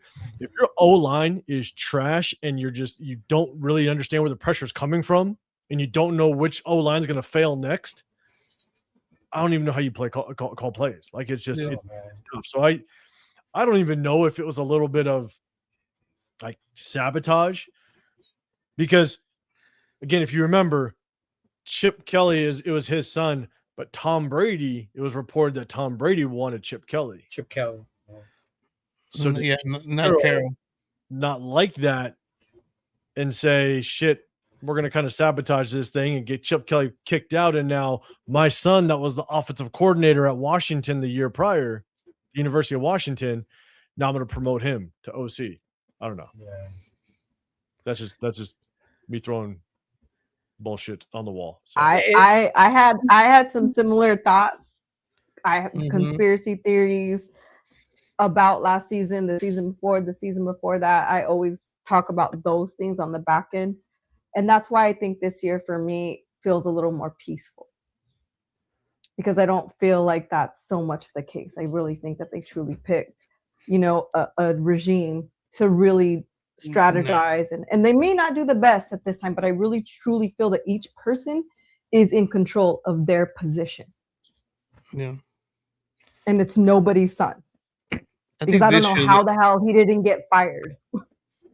Anybody else would have got fired. I think this year there was a little more cohesiveness with all that compared to before. Like last year it was like Carroll came in, and then it was Spytek, and then it was Chip, and then it was this, and then it was that. You know what I mean? It was like it just didn't make sense. It was like grabbing from here, grabbing from there. None of it. It was like it just felt weird from the beginning. It was bad. It was bad. Did. It was bad. Yep. It was bad. Chris Fool. Phil, Chris, I see that. Don't put that out there. You just jinxed it. If Button makes this goddamn team again, I'm gonna be pissed. When you made the 53-man roster last year, I was gonna throw something. I told Chris this year, I don't know if I can go live today. It makes no sense. Will Putnam was so bad in preseason last year, and then he made the 53. But 805, something though, no matter how horrific the O-line was, been the issue for the last 3 years. So it even goes beyond Brendan Carroll. It does. It does. But last year just looked they look lost. Worse. They just look so lost. So last year was the worst O-line, but Genty was still able to make something out of it. 1,300 all-purpose yards. The year before, I was surprised. Right? The year before, who was our running back? Was that the year of the Zeus? Zeus is the guy who can't run, can't cut, or anything like that. Right? And at that point, with that O-line, and we're saying last year's was worse, that running game couldn't get nothing done. No, the running backs weren't all that great. All the running backs, Zeus and what was it, Matson and all those guys. Yeah, Alexander Madison. There you go. Yeah. Abdullah got some burn because of injuries. Yeah. But if you take all those rushing yards, we basically had this the yards per carry got worse with Genty. We were literally the worst rushing team last year. Yeah, we were 32. There was a number that came out earlier, and I didn't realize this number, how bad we were. But the average team in the NFL was like 100 yards per game, right? The top team was 130 yards per game. Yeah, Seattle, the Super Bowl champion, was 120, right? They were there. We were the last. Guess how many yards per game we averaged last season? Like we were last. 85. 4? What do you say? Was it 64? You said 64? Damn. What about you, Raquel? We were last in whatever. So how many yards per game? How many yards we average? We average? Yeah. Uh-huh. God, I don't want to sound like a shithead. He Probably said like no. 60. 805 said 64. That's fucking low. Oh, 60. You said 60. Oh, then I was That's low. I was at 85. It was 77 yards per game. The next worst team, Arizona, the ones that just drafted the Cardinals, they were 93. So we weren't just bad. Yeah. We're the worst. We were almost 20 yards fucking less than the next worst team. And that's the thing when you look at it, it's like, well, it's all purpose Yeah. yards. Yeah. I mean, he had to go out and catch. Genty had all-purpose yards. Yeah, all purpose yards. So you got to go out and catch Yeah. some of those. Because it was You know what I mean? 900, almost 900 rushing. So he had like almost 500 passing. Yeah. I think he had like 950, something, 940. Yeah, something like that. But yeah, 2 games he only went over 100 yards. The Bears game and the Houston game. The fucking Houston game, the one fucking game. Yeah. Oh, the one game we go to, and I was like, he's not gonna do that game. Don't get me wrong, the offensive line was not good, but Genty didn't help himself at all either. Yeah. I mean, and he did admit that 805. I don't know if you saw his interview. I was going to send it to you. He was very transparent. He was very He- transparent about his flaws and mistakes that he made. There's things he needs to work on. He knows he needs to. And he never played the blame game. That's what I like about him. He never pointed fingers. He always took accountability for what he didn't do right. I mean, at the end of the day, and that's where it is difficult because you pick somebody number 6 overall, that has to account for something, right? It's like when we talk about the inefficiencies of this team, of this offense, and we want to sit there and go, yeah, but Clint Kubiak is going to help with some of that. We may not have a good receiver room when it comes to just the names. The and Kim scheme is going to help. Yeah. Kubiak is going to help that because he is considered one of the best offensive coordinators in the National Football League, right? Mm-hmm. Same thing with the number 6 overall pick. You would assume that number 6 is going to at least compensate for that somehow, right? Yeah. But Genty is going to be able to create his own success like Bijan does. Bijan, when he was a rookie, didn't have the greatest offensive line either, but he created his own success. But didn't he, though? Because even with that O-line that he had, 1,300 all-purpose yards, 10 touchdowns is not a bad season for a rookie. For Genty? Yeah. But it's not bad, but at the same time, it's still dead last.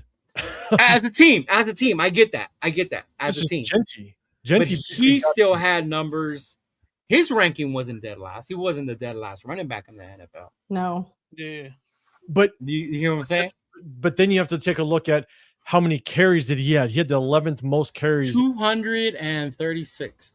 Yeah, he had the 11th most carries when you're trying to compare it to guys that share in the backfield.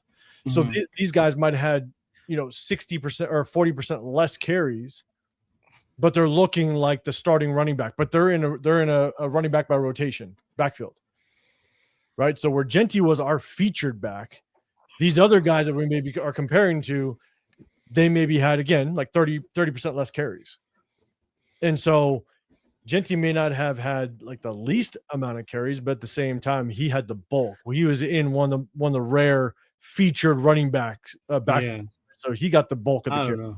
I just think it's unfair. And it's hard. He was the reason we had the worst rushing. I'm not saying he's the whole reason. Yeah, not at all. But there are plenty of examples that I've showcased throughout the entire season where he had multiple opportunities to make very, very clear cuts into open space. Yeah. But then what does he do? He cuts back into the defense.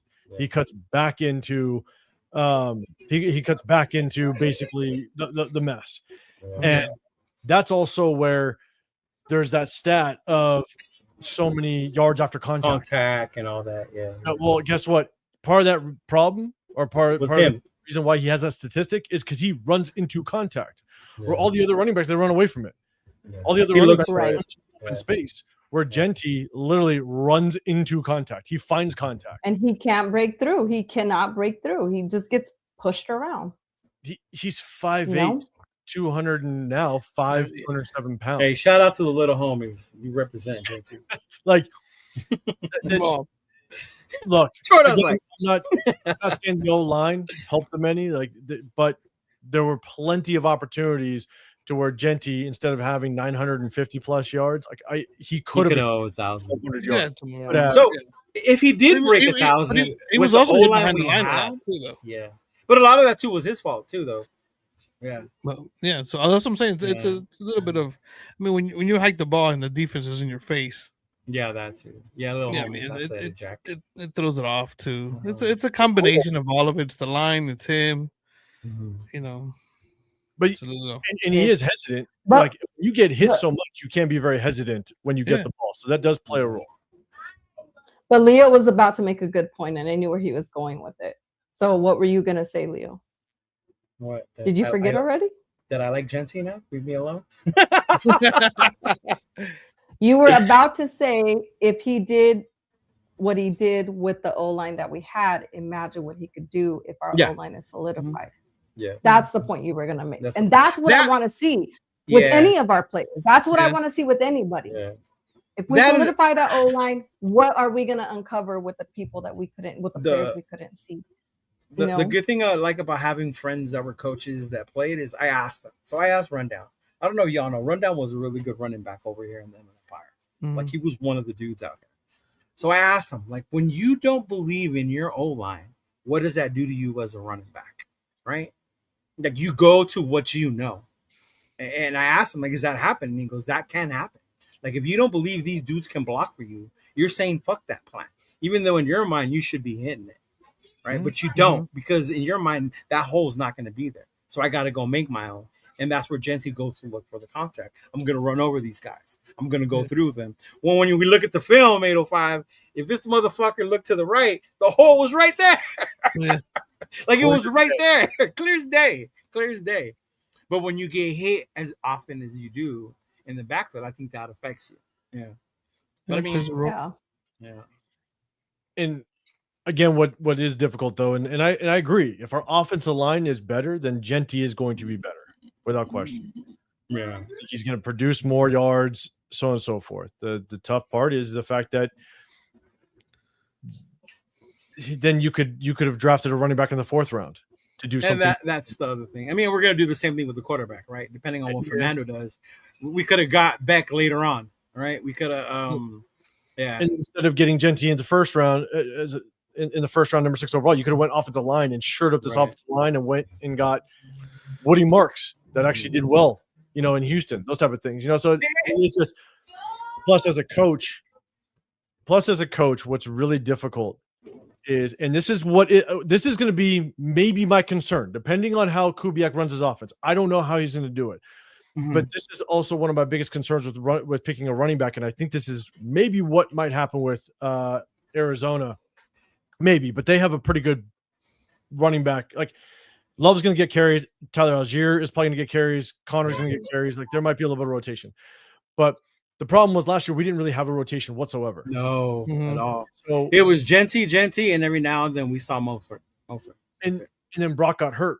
And right? Brock got hurt. And then we traded away Jacoby Myers. It's like then all of a sudden, because we drafted Genty number 6 overall, it's already hard to be a good offense in the NFL. It's already hard to scheme against defenses, right? When you draft a running back at number 6 overall, that running back is going to line up in the same exact position 99.9% of the time. Rarely you're going to motion him out of the backfield. So that defense now knows you're going to get that guy 30 plus carries a game. Why? Because you get your worth out of a number 6 overall pick. Yeah. So now that defense knows I got to stop that guy. It was when Brock went down, it was a lot harder. Yeah. Because you're not going to waste. If Genty just gets 12 touches in a game. Oh, that's horrible. Remember we that was the argument last year during our shows, the amount of touches he got per game. Yeah. And so if he only gets 12 touches a game, the entire narrative is going to be, oh, well, the Raiders aren't using him right.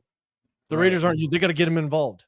And so what does the defense coordinator know? Oh, shit, they're going to get Genty involved damn near 50% of the 60 plays that you get in a game. And so now take that to this year. You're going to have not just Genty, but you're also going to have Mike Washington Jr. in the backfield. And if they have like a 60-40 split and you want to get Genty to touch the ball 20, 25 times, if he's only in the game 60% of the time, but you're going to get him 20, 25 touches. Mhm. That means that defense knows when Genty gets in the game, there's probably an 80% chance he's getting that football. Yeah. And they're going to target his ass all day, every day. And so you're just giving the defense a tell. You're just now basically kind of giving the defense just kind of an indication of what you're about to do. And that's a little bit of my fear with, again, prioritizing and drafting somebody so high, because the narrative is you got to get your worth. Now, is Clint Kubiak going to do that? I don't know. Clint Kubiak could be like, screw it. I don't care if Genty gets 12 carries as long as I win. Oh shoot! What up, AR? What's up, brother? He could do that. Apakasi. That was one of my What issues up, what up? drafting Genty. One of my issues drafting Genty last year. One of your issues. One of your issues. Besides the hate for the short kings, it's all good. Or it was just Gaethje the Brick getting on stage and yelling at him. Oh my God! Don't get me started on him, bro. Oh my Lord. That was fun. That was good times, though. That was good. Right. The other day I was telling somebody about JT how he cussed me out one day on his show because I told him he was crazy for agreeing with Pete Carroll that we were getting better last year. And then now all of a sudden he's on these nids about how the Carrolls ruined the Raiders. I'm like, last year you were kissing his ass off stage, bro. Get the fuck out of here. I tried to tell you. You told me to get off your show. Fuck you. Oh shit. Man. We got a game in a couple of days. It's going to be fun. Yeah. But okay, Raquel, where do you see our run game being ranked this year? Last year we were 32. So where do you see our run game, Genty and Washington, being ranked this year? We better at least be like 20. At least 20? That's not even that much. At least 20. Yeah, least expectations than I do. All right.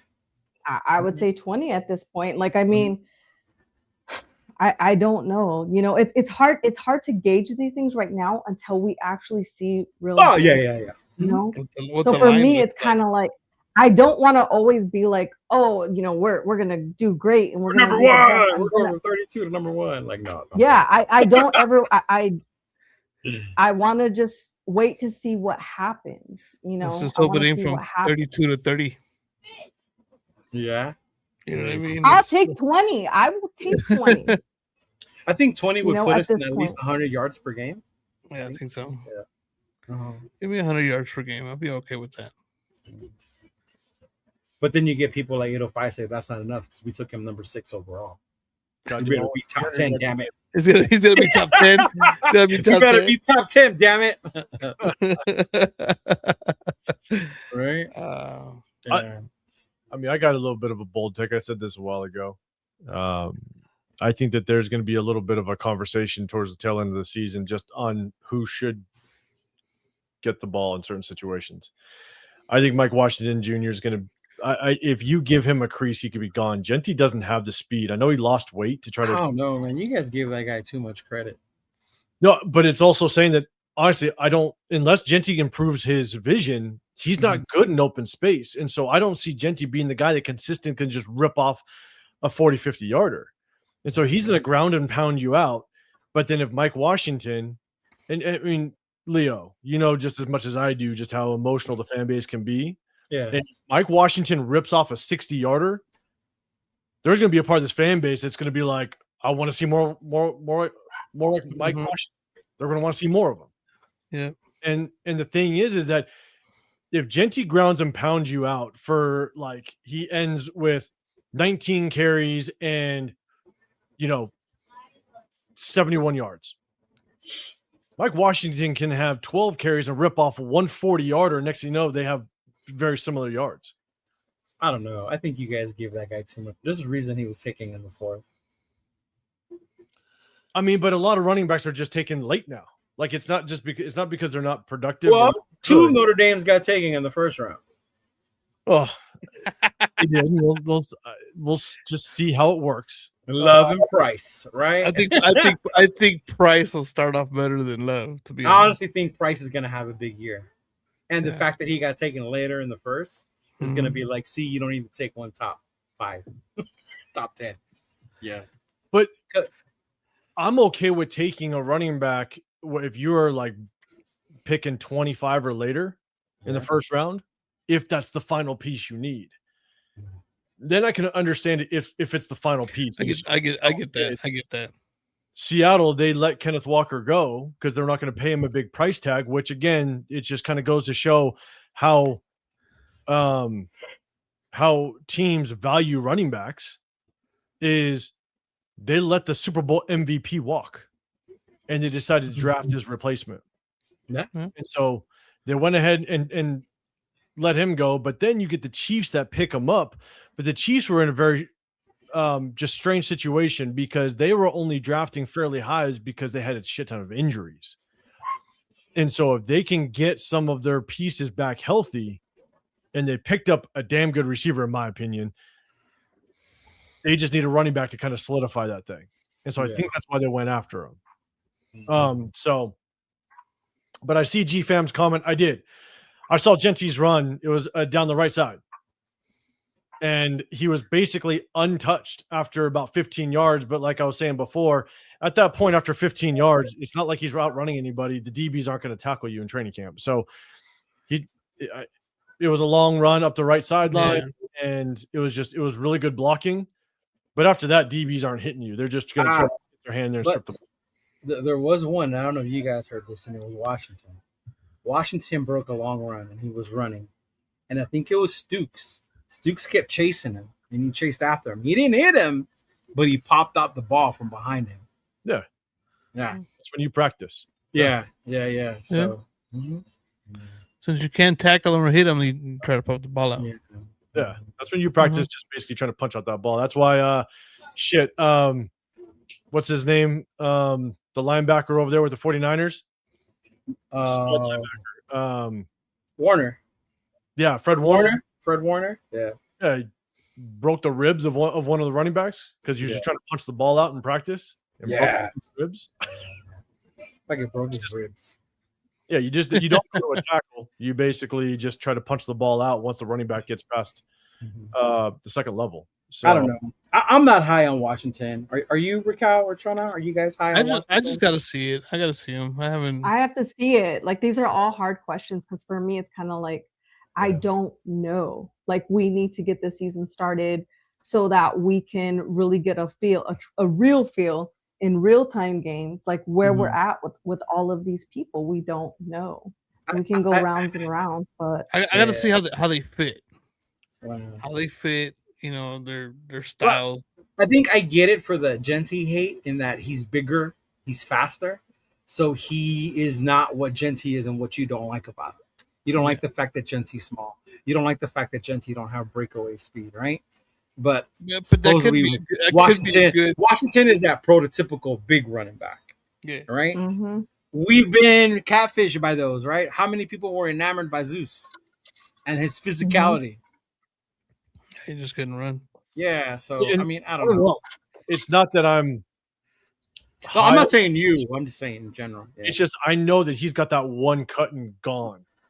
Yeah. And if the O-line does improve, like we hope it does, then he might have those one or two opportunities a game that all of a sudden it's just down the sideline. He's gonna be one of those. He's gonna be one of those running backs that averages, 10 yards per carry, and it's because he only carries twice. He had 4 carries. Yeah, he has 4 carries for 100 yards. 40 yards. Yeah. So I do remember the Texas game though. So if you didn't want to see film on him, Raquel, the Texas game, Indiana and Texas, right? That dude, he ran over a lot of those Texas defenders. I do remember that Texas game. And like, who the fuck is this Washington kid? Yeah. And the part about Washington is when he's not very good in open space either. Yeah. But if he can get an angle on you to the sideline, that's what he's gonna outrun you. That's what it is. But if he's got to make a couple moves in the secondary, you can see he's just not very good at it. Just kind of navigating through that space. But again, like if he's one-on-one and he's got an angle to the sideline, there's a good chance he's going to beat that safety. He's going to outrun you. Yeah, and I get that, and I love the complimentary factor. I'm not saying he's gonna think, but I think what bothers me is when people say, "Oh, he's gonna take Genty's job." No, I mean they may just be No, I don't think it's- complementary to each other. It might work out, I just think that there could be some rumblings on who they'd like to see. From Because who? the fan base we're emotional. If he rips off a bunch of long runs, Oh yeah. and Gentie's just kind of ground and pounding a little bit, people are going to want to see him. Yeah. It'll be something new, something good. Some people are gonna be like, it's different. He's doing good. All right, one last question before we bounce. Thursday, Raquel, we'll start with you. Thursday, you see Mendoza out there for 2 quarters. He makes Carson Beck look like she wants to see him for 3. Right? Like Mendoza's out there just like throwing it, slinging it, Lane. hitting Big Mike, right? Hitting Malik, right? Throwing a deep ball to Shedrick Jackson. Like, oh, damn, right? Out there balling. Mm-hmm. Would you want to see more of Mendoza at that point? Or are we still like, let's take our time and let's remember Kirk is our start? I mean, I would want to see him through preseason to even it needs to be consistent. I need to see it again and again and again. Not just one game. One game. You want to see it for all 3 preseason games? Like, I want to see it for all 3 preseason games. Yep. Okay. But if not, then no. Okay. I need consistency. That's it. What about you, Chona? What was the question again? If you go on Thursday, you guys are watching the game, and Mendoza's just lighting it up, bro. Lighting it up. Like, damn, this is the kid we wanted. It's like you're watching the national championship all over again. Right? This is the kid. Do you start pushing more for this kid needs to start week 1? Or are we still chill on, let's take our time, let Cousins play? I gotta see more of it. Because it's the Cardinals. More. Because it's the Cardinals. Okay, that's fair. Because I can see people saying they want to see that against Houston, not against Arizona. Okay. Yeah, say Houston and 49ers, even though 49ers will throw a bunch of scrubs out there. Yeah. I won't say scrubs with backups and stuff like that, but I just want to see it against number 1 defenses eventually. That's what I want to see. So I'm not jumping on that wagon just yet. You know what I mean? Because I know how it is. It's preseason. We always get hyped when we see something nice in preseason. And who's the biggest George Atkinson III fan? Right here. George Atkinson III. George Atkinson III was a beast in the preseason, goddammit. And it was like back-to-back preseasons. Right. You guys remember GA3 in the preseason? but it's funny. People undefeated in preseason. We went undefeated preseason. Yeah. Yeah. So I don't know. I got to see more of it, more consistent. I want to see him against Houston. Houston and stuff like that. So I wouldn't say okay. I'd say that's what I want. I think at the end of the day, I want to see the better quarterback play. To be honest, if it's Kirk, it's Kirk. If it's Mendoza, it's Mendoza. Yeah. I'm okay. There is a way we can ease it in. If he does great and we see a little something in preseason to where we feel we're comfortable in giving him some play action in, the 1, 2, 3 games, just putting him in there here by here, just transitioning him little by little, giving him some time. If we're not doing so great, hey, then throw him in. I'm cool with that. But I do want to see some consistency and some time. But I want to see him. I'm gonna ask 805 to just what is his name? Josh Beck would do better than Mendoza. Carson Beck. Carson Beck. Carson Beck. He's whatever his name is. Carson Beck do better than Mendoza? Look, I said it early on. Carson Beck. That was as good of a debut performance you want to see out of a young quarterback that potentially could be your franchise or your starter. So if Mendoza has one like that, how would you feel about it? But even as good as that looked, I think it's just having the understanding that one, I'll make the Carson Beck example, is that I don't believe they played Jacksonville, right? Yeah. No. I don't think Jacksonville Carolina. at all. Neither did Carolina. But preseason, I'll get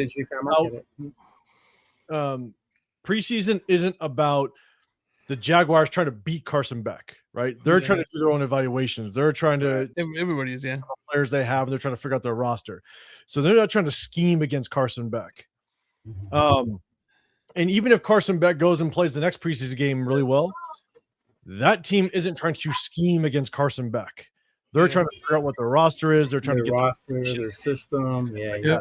So even though quarterbacks look good in preseason, that doesn't have much of a relevance as to whether or not you're going to be good in the regular season, because the regular season is when these teams scheme against you. They are going to try to attack your weaknesses and minimize your strengths. Every down, every snap, every quarter, every second of that game. And not only are they going to do that to you week one, but then now they got tape on you and they're going to scheme up and try to get you week two. It's going to be a constant chess match. In preseason, that's not it. Now, if Fernando Mendoza comes out and does what Carson Beck did week one, all I'm going to say is that is extremely promising. Let's just put it out. Like it will literally take what we've seen so far and the reports that we've heard in training camp about him. Mixed reports. Yeah, I guess it's mixed reports because some of the reports are just dog shit. But like it would basically, at least what I saw on Friday and Saturday, I think it would just be extremely promising. And I think that would kind of help just say, okay, maybe he's starting to kind of answer the questions that I had based on this game film. And so that's, but what I want him to start, not necessarily, because I definitely want, because again, preseason, everything is just very basic, and those defenses, they're not trying to beat you. They're trying to evaluate their own roster and their own team. But I will definitely come back and just be like, hey, like that is one hell of a performance, and let's keep growing off of it. Okay, all right.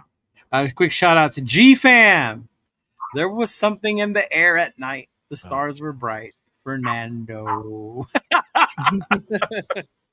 You're gonna come out of that game singing that song, brother. That's what you're gonna do. I'm gonna leave tailgates, Cheeto. Yeah. Tailgates. You were talking about that. You're definitely gonna hear that song out there. Yeah, I remember that. I remember Max McGloin being preseason champion. That's true. Yeah. Mm-hmm. Hey, Raquel, did you watch or did you listen to Homegrown this past Thursday? I didn't. I missed it. Oh, I missed it. I wish you would have, because rather you guys are talking about preseason. I'll go back and watch it. David and Derek Carr, shout out to them. You know, their show, I like it. It's in the Homegrowns on Thursdays. They talked about the preseason and what it matters. Those were the vets, right? And they said the only ones who care about preseason are the fans, because they want to see football. Mm-hmm. And the kids trying to make roster spots. Yep, the guys in the bubble. Because they even broke down how much they get paid and why these kids are out there literally fighting for their lives, and why as veterans they ain't even trying to play. Like they're not even trying to play. We're just here. We're chilling. Yeah. Wait, do they get paid for preseason? It's very minimal. Very minimal. They don't get regular season. It's like a stipend they get. Mm-hmm. Oh, because I thought they didn't get paid for preseason. No, it's like a stipend they get. I think you only get like $5,200 for the whole camp as a rookie. And then I think as a veteran, the most you get is like $8,000 or something like that. Mm-hmm. Yeah, and the veterans, if you're making money, screw that. Yeah, exactly. Yeah. I didn't know if you had listened to it this week or not, Raquel, but yeah, they were talking about the preseason, getting ready, and like the only people that get excited for the preseason is like the fans, because they want to see football, the networks, and the young kids trying to make something out of their life. Yeah. Well, what happens? What happens if Fernando gets like a quarter? And I would be upset. Ooh, thank you, Dixon. That's vanilla. Like, you know what I'm saying? Like, what happens if he gets like one or two series and it doesn't look, great? I'm not saying it's going to look bad, but it doesn't look great. And then they just kind of sit him. It's like, is that just another way of them just being way too careful with the kid? Possibly. So if we only see a quarter of Fernando, that's possible. That means we will see 3/4 of AOC, and what's that other kid name? Jacob Clark. Oh, yeah. Clark, right? Or I mean, shoot, maybe Cousins gets like one series or two series, and then Fernando ends up getting just a couple series, but then it's AOC and Jacob Clark. Like, I don't know. I just don't know. I'm just curious if they're going to be careful with him. Damn. I think as you long as go, that Raquel. O-line, if the O-line is solidified and they're holding it down, I Mhm. don't see why we would take him out and let him learn from that. Like, I don't see why would we do that. Now, if it's collapsing, then yes, I can see them wanting to protect him. But if they're holding the line, they should let him go. Let him learn. Let him, let him trial and error. Yeah. Let him go. In preseason. But wouldn't you want him to learn from being able to get out of pressure situations as well, and not protect him from them? I do. But if the idea, like 805 is saying, just how bad it is, that they're protecting him, and that's what it's about. Okay, well, if they're holding down the line, then if that's their concept, I'm not saying that's mine. If that's what they're doing, like 805 said, okay, then don't take them out if they're holding down the line. They shouldn't be trying to protect them. I think he means protecting more as like his career, his development, not from getting like if he's just not looking great, they don't want to expose him, and they just pull him. I don't know. I'm hopefully Raquel. I hope you get your 3 quarters. That's all I'm gonna say. I hope. I'm saying the what if. We want him to get the 3 quarters. But will we be mad as fans if we don't get that? Will we start questioning either the coaching staff or questioning his development? Questioning whether we should have picked him number 1? You said it. We're very passionate fans. Yeah, we're gonna question. And if we don't get more than a quarter out of him, we're gonna question all of it. Like per game. I have to be there in that moment, and then you'll know. Yeah. I have to see it, and then you'll know. Because I'll be yelling if that's the case. I think in those moments, if I'm seeing everything, the whole picture and what's going on, it depends. It really depends on what I'm seeing in whole. In whole, and I really don't know like where I'm gonna be at, or emotionally, or what stance I'm gonna take, or what I really really want until it starts, and until I start seeing everything. You'll definitely know. I guess we will see. Well, I don't see a world where the number 1 overall pick, because again, I've said this before, I think the Raiders are doing a very good job of just setting the foundation for Fernando, right? You got Kirk Cousins, you have a veteran that has experience with Clint Kubiak, and so you're setting the groundwork and the foundation properly. So there's no reason why we should see Fernando week 1, unless he, again, just absolutely blows everybody's mind. And even then, I'm not the biggest fan, but of starting him week 1. But it's the number 1 overall pick. I don't see any reason why he should not get a minimum of 2 quarters every single game. This is your only opportunity because you set the foundation so properly with Kirk Cousins. This might be your only time to see Fernando Mendoza in real action. And so if your plan is to, and they came out and said it, their plan is to start Kirk Cousins and hopefully the entire season. And if that's the case, this is literally going to be the only time you can see him, because this is one of my biggest concerns with, some of the things that I saw with Fernando is the fact that you only have like 14 to 15 padded practices throughout the regular season. And even when those are padded practices, you still have that red jersey on. So you're untouchable. You're still untouchable.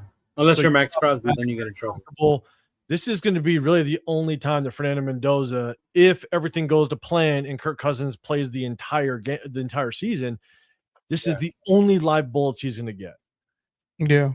And so even if it gets ugly, I still say leave him out there and just see what this kid has. He's the number 1 overall pick. This isn't a 5th rounder. This isn't somebody that you drafted thinking, oh, well, no, he's got all these flaws, or he's got these characteristics that I could work with and I could develop it and I can make this happen. No. This is the number 1 overall pick. There's absolutely no reason why he shouldn't get at least 2 full quarters every single game and get those live bullets, because we may not see him at all during the regular season if everything goes to their plan. that The they chat's got mixed reviews. Michael feels he should get 2 quarters at the minimum. Hummer said, nope, not now. All them rookies trying to make a name for themselves, getting a hit on the number 1 pick equals an injury, so he don't even want him out to try and get hurt. If he plays lights out that quarter, I'm good sitting him down the rest of the game. Mendoza should start the first half of the 3rd preseason game. Somebody wants to see him against the 49ers, obviously, right? Because you got to beat those 49ers. You know? Always got to beat them 49ers for sure. got to beat them. The Bay never forgets that rivalry, right? Mendoza needs a minimum of 6 quarters. We'll see Mendoza play a couple. If we destroy the Dolphins in the first half, why not have him come in on the thing? Yeah, it's wishful. That's wishful thinking, DC. Right. But let Mendoza learn how to read an NFL defense, and then 2 quarters a game, every game, practice patience. a half per game. Yeah, but no, I get it. You took him number 1 overall, so you want to see what you invested in. What you invested in. Yeah, just get an idea. Just get an idea of what it's like, because you don't get that. You don't get any sign of that in training camp. You don't. No, you really don't. You don't. You have to see it in the games. I mean, that's when we knew that Derek Carr was ready to be the starter of that last preseason game against Seattle. Mm-hmm. And the fact that Matt Schaub had a dead arm. Mm-hmm. Yeah. You never know. Yeah. Kirk Cousins' arm can go dead real quick at 8 years old. Yeah. So see what Mendoza can do. Like that's really it. So again, I understand the whole injury thing, but at the same time, like, you can't play a game expecting an injury.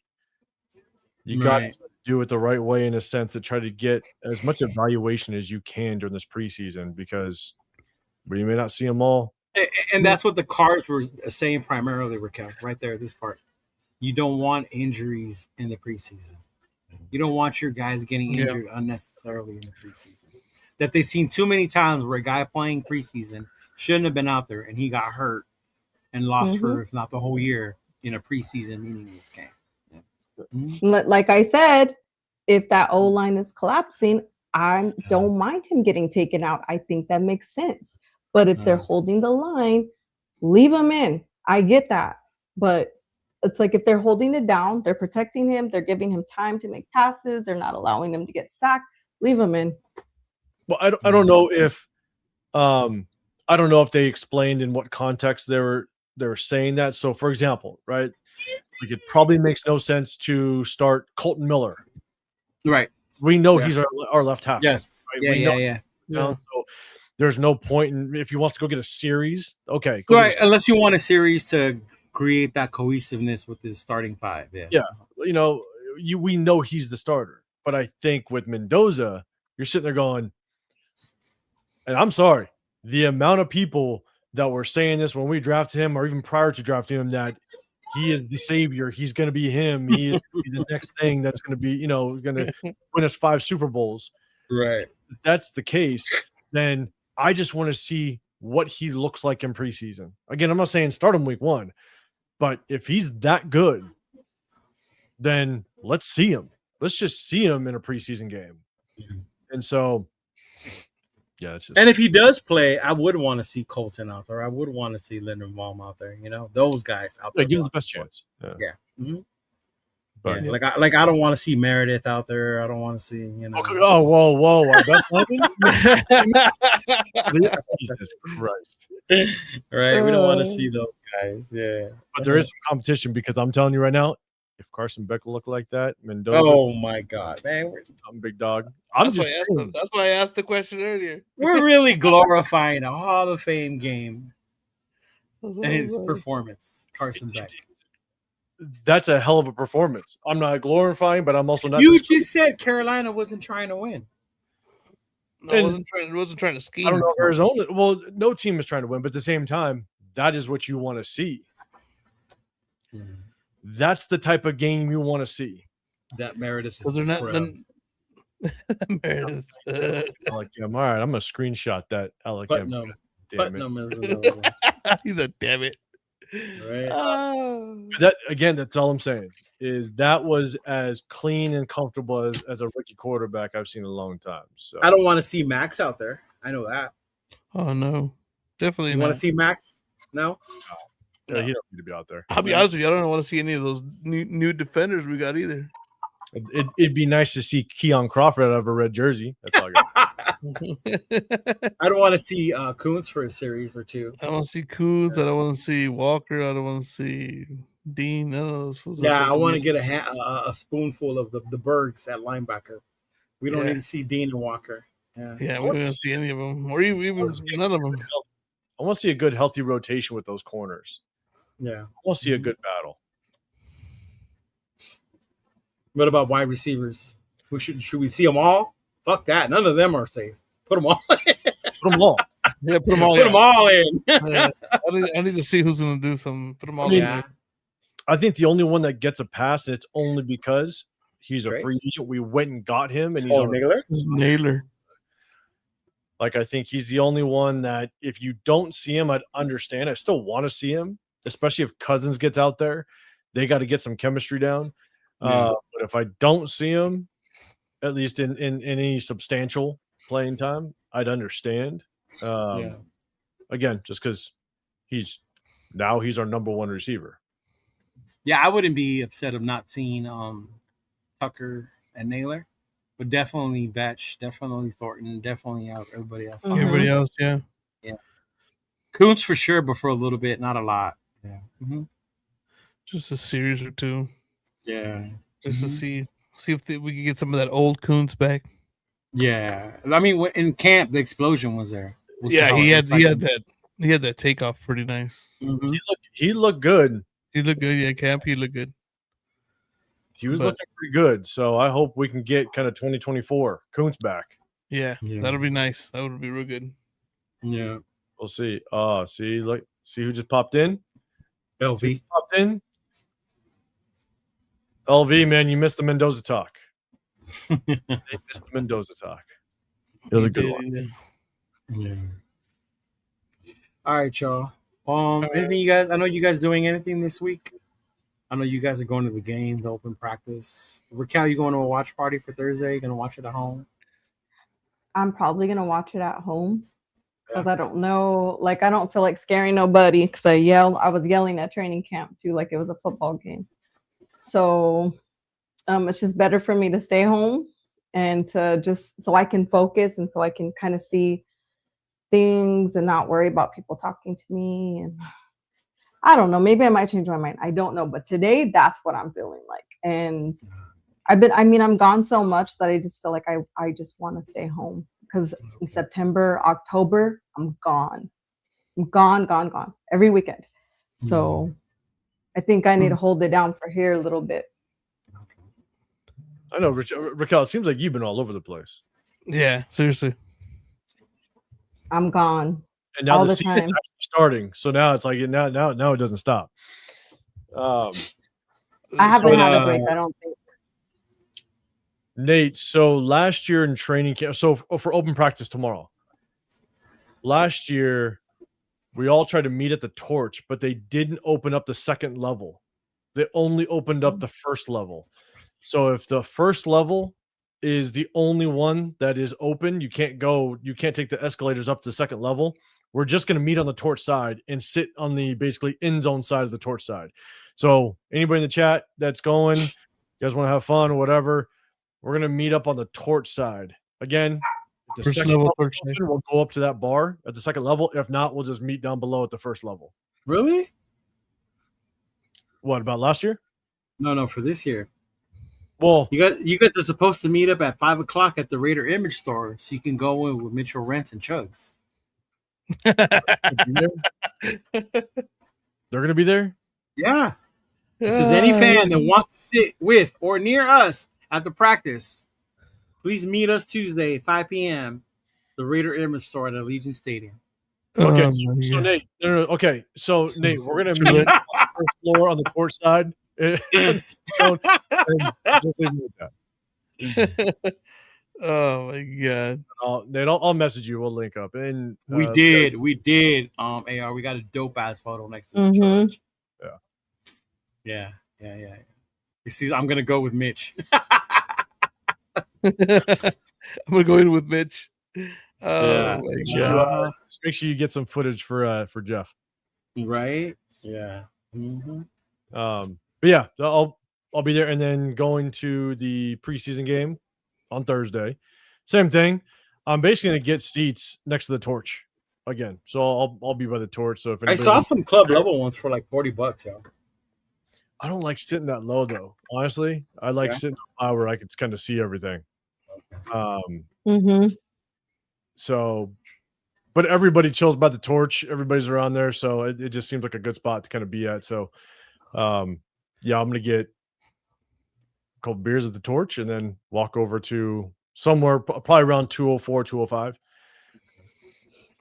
So, I found some cheap tickets for like $30, 30. Yeah, I've seen them. They're going a lot.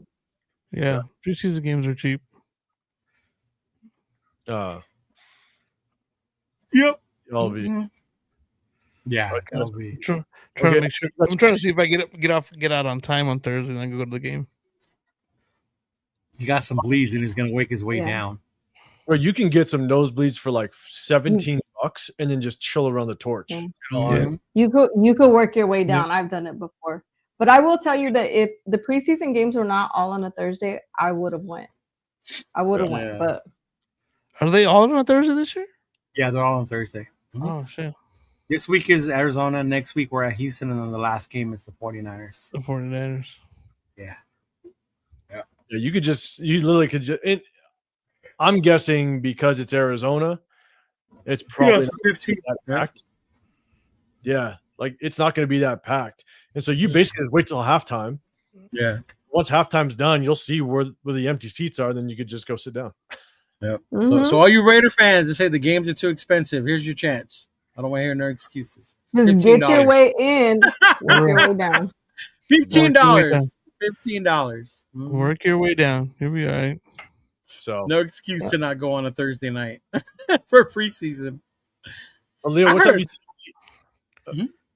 time are you gonna get into town tomorrow? I'm not. I have another interview tomorrow. Okay. Not gonna be able to make it. Yeah, I'll be done by 12. So by the time, what time is it open tomorrow? I think parking. You can get in line for parking at like 3, and then they open up gates at 4. At 4.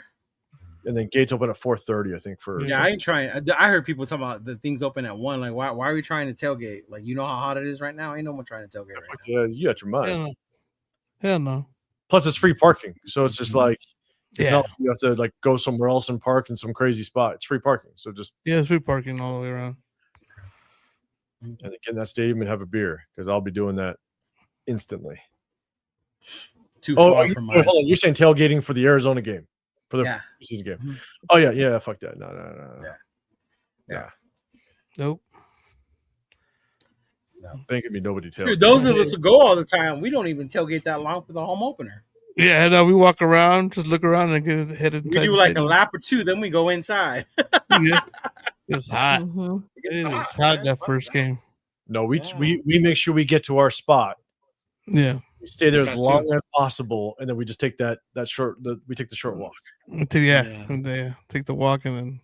That's true. AR has attended more Raider games than some people that live near here. That is true. That is so true. Go figure. Some so-called diehards. Never been to one game in Vegas. Never been to one game in Vegas. Never been to Allegiant. Like, and you got my man AR, who's been to fucking games there. Well, when you spend half your life out here in the Vegas area, then go to LA like Afakasi. Jesus Christ, he came out here last year, and I'm sitting there going, wait a second, weren't you supposed to go home 2 months ago?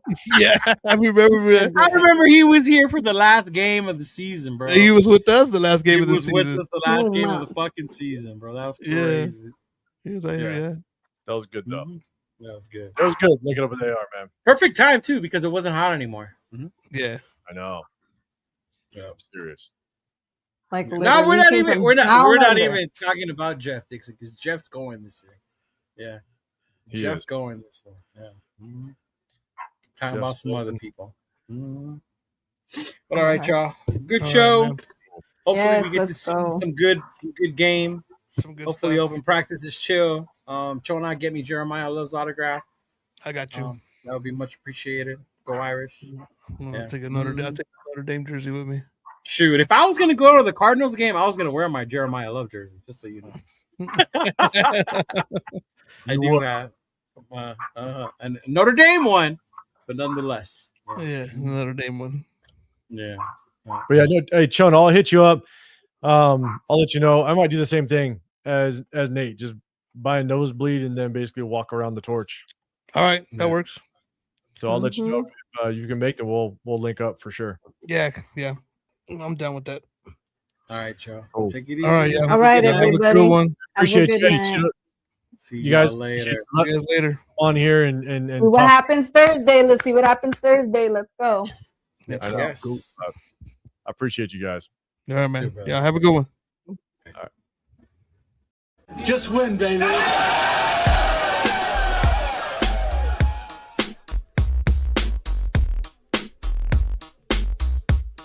Look, check it out. All black with a hoodie, snapback, with a snap on. Long white socks, me mugging like I'm King Kong.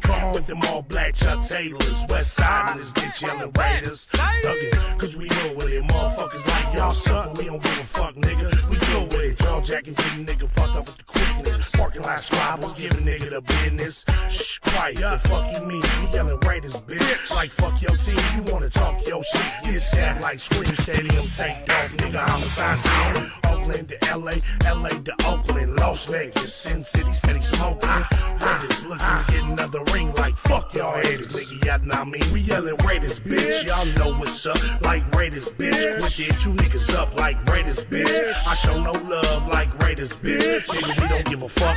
Raiders, bitch. Y'all know what's up, like Raiders, bitch. Quit it, you niggas up like Raiders, bitch. I show no love like Raiders, bitch. Nigga, we don't give a fuck. With so much drama in the big LV, it's kinda hard being Yaya or end up C. But I, somehow, some ways, keep dropping these Raider hits like every single day.